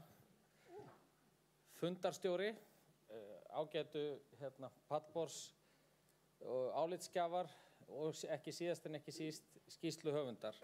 Bara byrja á því að þakka velferðarvaktinni fyrir þetta málþing hér og hafa haldið utan þetta verkefni og segja það að ég kynntist því bara til þess að byrja með sem félagsmálaráðherra hversu mikilvægur þessi vettvangur er velferðarvaktin vegna þess að það að ólíkir aðilar geti komið þar saman á vegum stjórnvalda, með tengingu stjórnvalda, en þó er þetta ekki stjórnvaldsvettvangur. Þannig að þarna geta fæðst hugmyndir, þarna getur farið fram gerjuð umræða og maður fann það í COVID hvað þessi vettvangur skiptir gríðarlega miklu máli. Þannig að ég vildi bara segja það hér að ég vænti góð samstarfs fyrir hönd nýs ráðuneytis mennta- og barnamála við þennan vettvang þó að hann sé í félags- og vinnumarkaðsráðuneytinu. Bara að segja það, mér finnst þetta ótrúlega merkileg skýrsla eins og ég kom hérna inn á áðan sem að getur verið okkur leiðarljós, á að vera okkur leiðarljós inn í verkefni þessa kjörtímabils og byggja ofan á það sem við höfum verið að gera. Mér finnst hún líka merkileg fyrir þær sakir og segja ykkur það að komandi úr félagsmálaráðuneytinu með hugsanir og tengingar sem tengjast félagslegum úrræðum, snemtækum inngripum á sviði félagsþjónustu, barnavernd og umræðum þung úrræði þar, börn með fjölþættan vanda, umræðum og vinnum farsældarlög, koma svo inn í menntamálaráðuneytið, þar sem er mikið af frábæri vinnu sem hefur farið fram og er í vinnslu til að mynda með nýjan matsferil sem á einmitt að nálgast börnin á aðeins svona öðrum forsendum heldur en við höfum verið að gera. Fjölbreytt verkefni sem hefur verið ráðist í þessu samstarfsverkefni upp í Breiðholti varðandi íslenskuna sem tengist þessu sem við höfum verið að gera hér, menntastefnu sem tekur á fjölmörgum þáttum af þeim sem hefur verið nefnt hérna og við erum að vinna í fullri fjármögnun hennar, umræðum miðlægt skráningakerfi sem hefur verið í vinnslu og sannarlega þarf að bæta og ýmsar brotthvarfs aðgerðir sem hafa verið á hendi framhaldsskólana og menntamálastofnunar og fleiri aðila. Og finna síðan hérna í þessari skýrslu hvernig þetta raun og veru tengist allt saman. Hvernig í raun og veru að eitt kerfi þegar kemur að málefnum barna getur ekki leyst vandann sem eyland. Það verður að gera þetta í sameiningu. Og það gerist ekkert öðruvísi heldur en unnið sér því saman. Allar tillögurnar sem lagðar eru fram í þessari skýrslu hérna eru þess eðlis að maður getur velt í fyrir sér hver á að veita þeim forystu. Á það að vera mennta- og barnamálaráðuneyti, á það að vera félagsmálaráðuneyti eða á það kannski að vera samband íslenskra sveitarfélaga. Af því þetta grunnskólinn eða þetta framhaldsskólinn? Þannig að það finnst mér við taka út úr þessu að það engin einn sem getur gert þetta. Og ég held að það sem við þurfum að gera núna að taka þessar tillögur sem hér eru, samþætta þær inn í það sem við erum að gera og inn í vinnuna við farsældarlöggjöfina, vegna þess að þar erum við búin að búa til svolítið þennan samtalsvettvang sem á að leysa þessi mál. Við erum búin að fjármagna fyrsta fasan í þeim og þá þurfum við að taka umræðin heildstæða skólaþjónustu. Hvern á hún að vera og hver á að sjá hana? Hvert verður hlutverk mennta- og barnamálaráðuneytis í því? Hvert verður hlutverk sveitarfélaga og einstaka grunnskóla í því? Hvert á hlutverk menntamálastofnunar að vera í því? Hver á að bera ábyrgð á því? Hvernig á það að tala ef við myndum heildstæða skólaþjónustu yfir grunn- og framhaldsskóla sem að ég held að sé skynsamlegt, með hvaða hætti á hún að vera og hver á að stýra henni og hver á að halda utan það, þannig að samfellan sé fyrir börnin. Og það þurfum við síðan að taka umræðum úrræðin og þjónustuna, vegna þess að við eigum alveg kapitulan eftir hérna sem að hvaða úrræði eru það sem þarf að grípa til á hvaða stigum. Og eitt af því sem við vorum með í undirbúningi í félagsmálaráðuneytinu til þess að fylgja eftir farsældarlöggjöfinni, vegna þess að hún mun ekkert virka ef þetta virkar ekki allt og kom ekki úrræði, fjölbreytt úrræði til þess að stíga inn á fyrsta, öðru og þriðja stigi. Þeir nefndu hér fyrsta stigi meðal annars að það væri úrræði sem væri þetta stíga inn á fyrsta stigi. Við ætlum að halda sérstakt úrræðaþing sem átt að vera svona eins og verk og vit. Það sem að allir sem væri að veita úrræði fyrir börn í íslensku samfélagi, sama hvort það væri svið skólaþjónustu eða félagsþjónustu, myndu koma saman, kynna sín úrræði og við tækjum síðan vinnufund eins og þennan og hugsaðum, hvaða úrræði ætlum við að hafa sem liggja á þessu nýja kerfi sem á að vera þessi farsældarlög. Og það næsti fasi og mist þetta að fara inn í það. Og út úr því þarf síðan að fæðast ítarlegar hugmyndir það hvar við þurfum að grípa inn í, með hvaða hætti, hvar þarf að spýta inn í og þær þurfa að vera fjármagnaðar og þær þurfa að vera hagrænt greindar líka með hverju það skilin í framtíðina og ég alveg sannfærður ef öll félagsþjónusta landsins og allur sá geiri sem að tilheyri þeim væng, ef allur menntageirin, kennarasambandið og öll sveitarfélögin og allir orðnir sammála þetta, þá fáum við peninga. Og þá þarf að vera að sýna fram á líka þetta sé hagkvæmt til framtíðar. En ég segi mér þetta ótrúlega áhugavert, mér þetta ótrúlega spennandi og ég hlakka til þess að vinna með ykkur öllum og skila góðri kveðju frá Guðmundi Inga sem flutti hér upp á Sávart og stattur erlendis á fundi og það hefur verið mjög góð samvinna hjá okkur í ýmsum málum og verður það áfram og við þurfum líka tengin í önnur ráðuneyti eins og heilbrigðisráðuneytið, eins og dómsmálaráðuneytið, sveitarstjórnarráðuneytið og aðra aðila. En aldrei gleyma því að við megum ekki bara að tala saman til að tala saman, við þurfum alltaf að fikra okkur áfram og við þurfum að komast einu skrefi lengra á morgun heldur en við vorum í dag. Takk fyrir mig og takk fyrir þetta frábæra málþing og takk fyrir þessa glæsilegu skýrslu.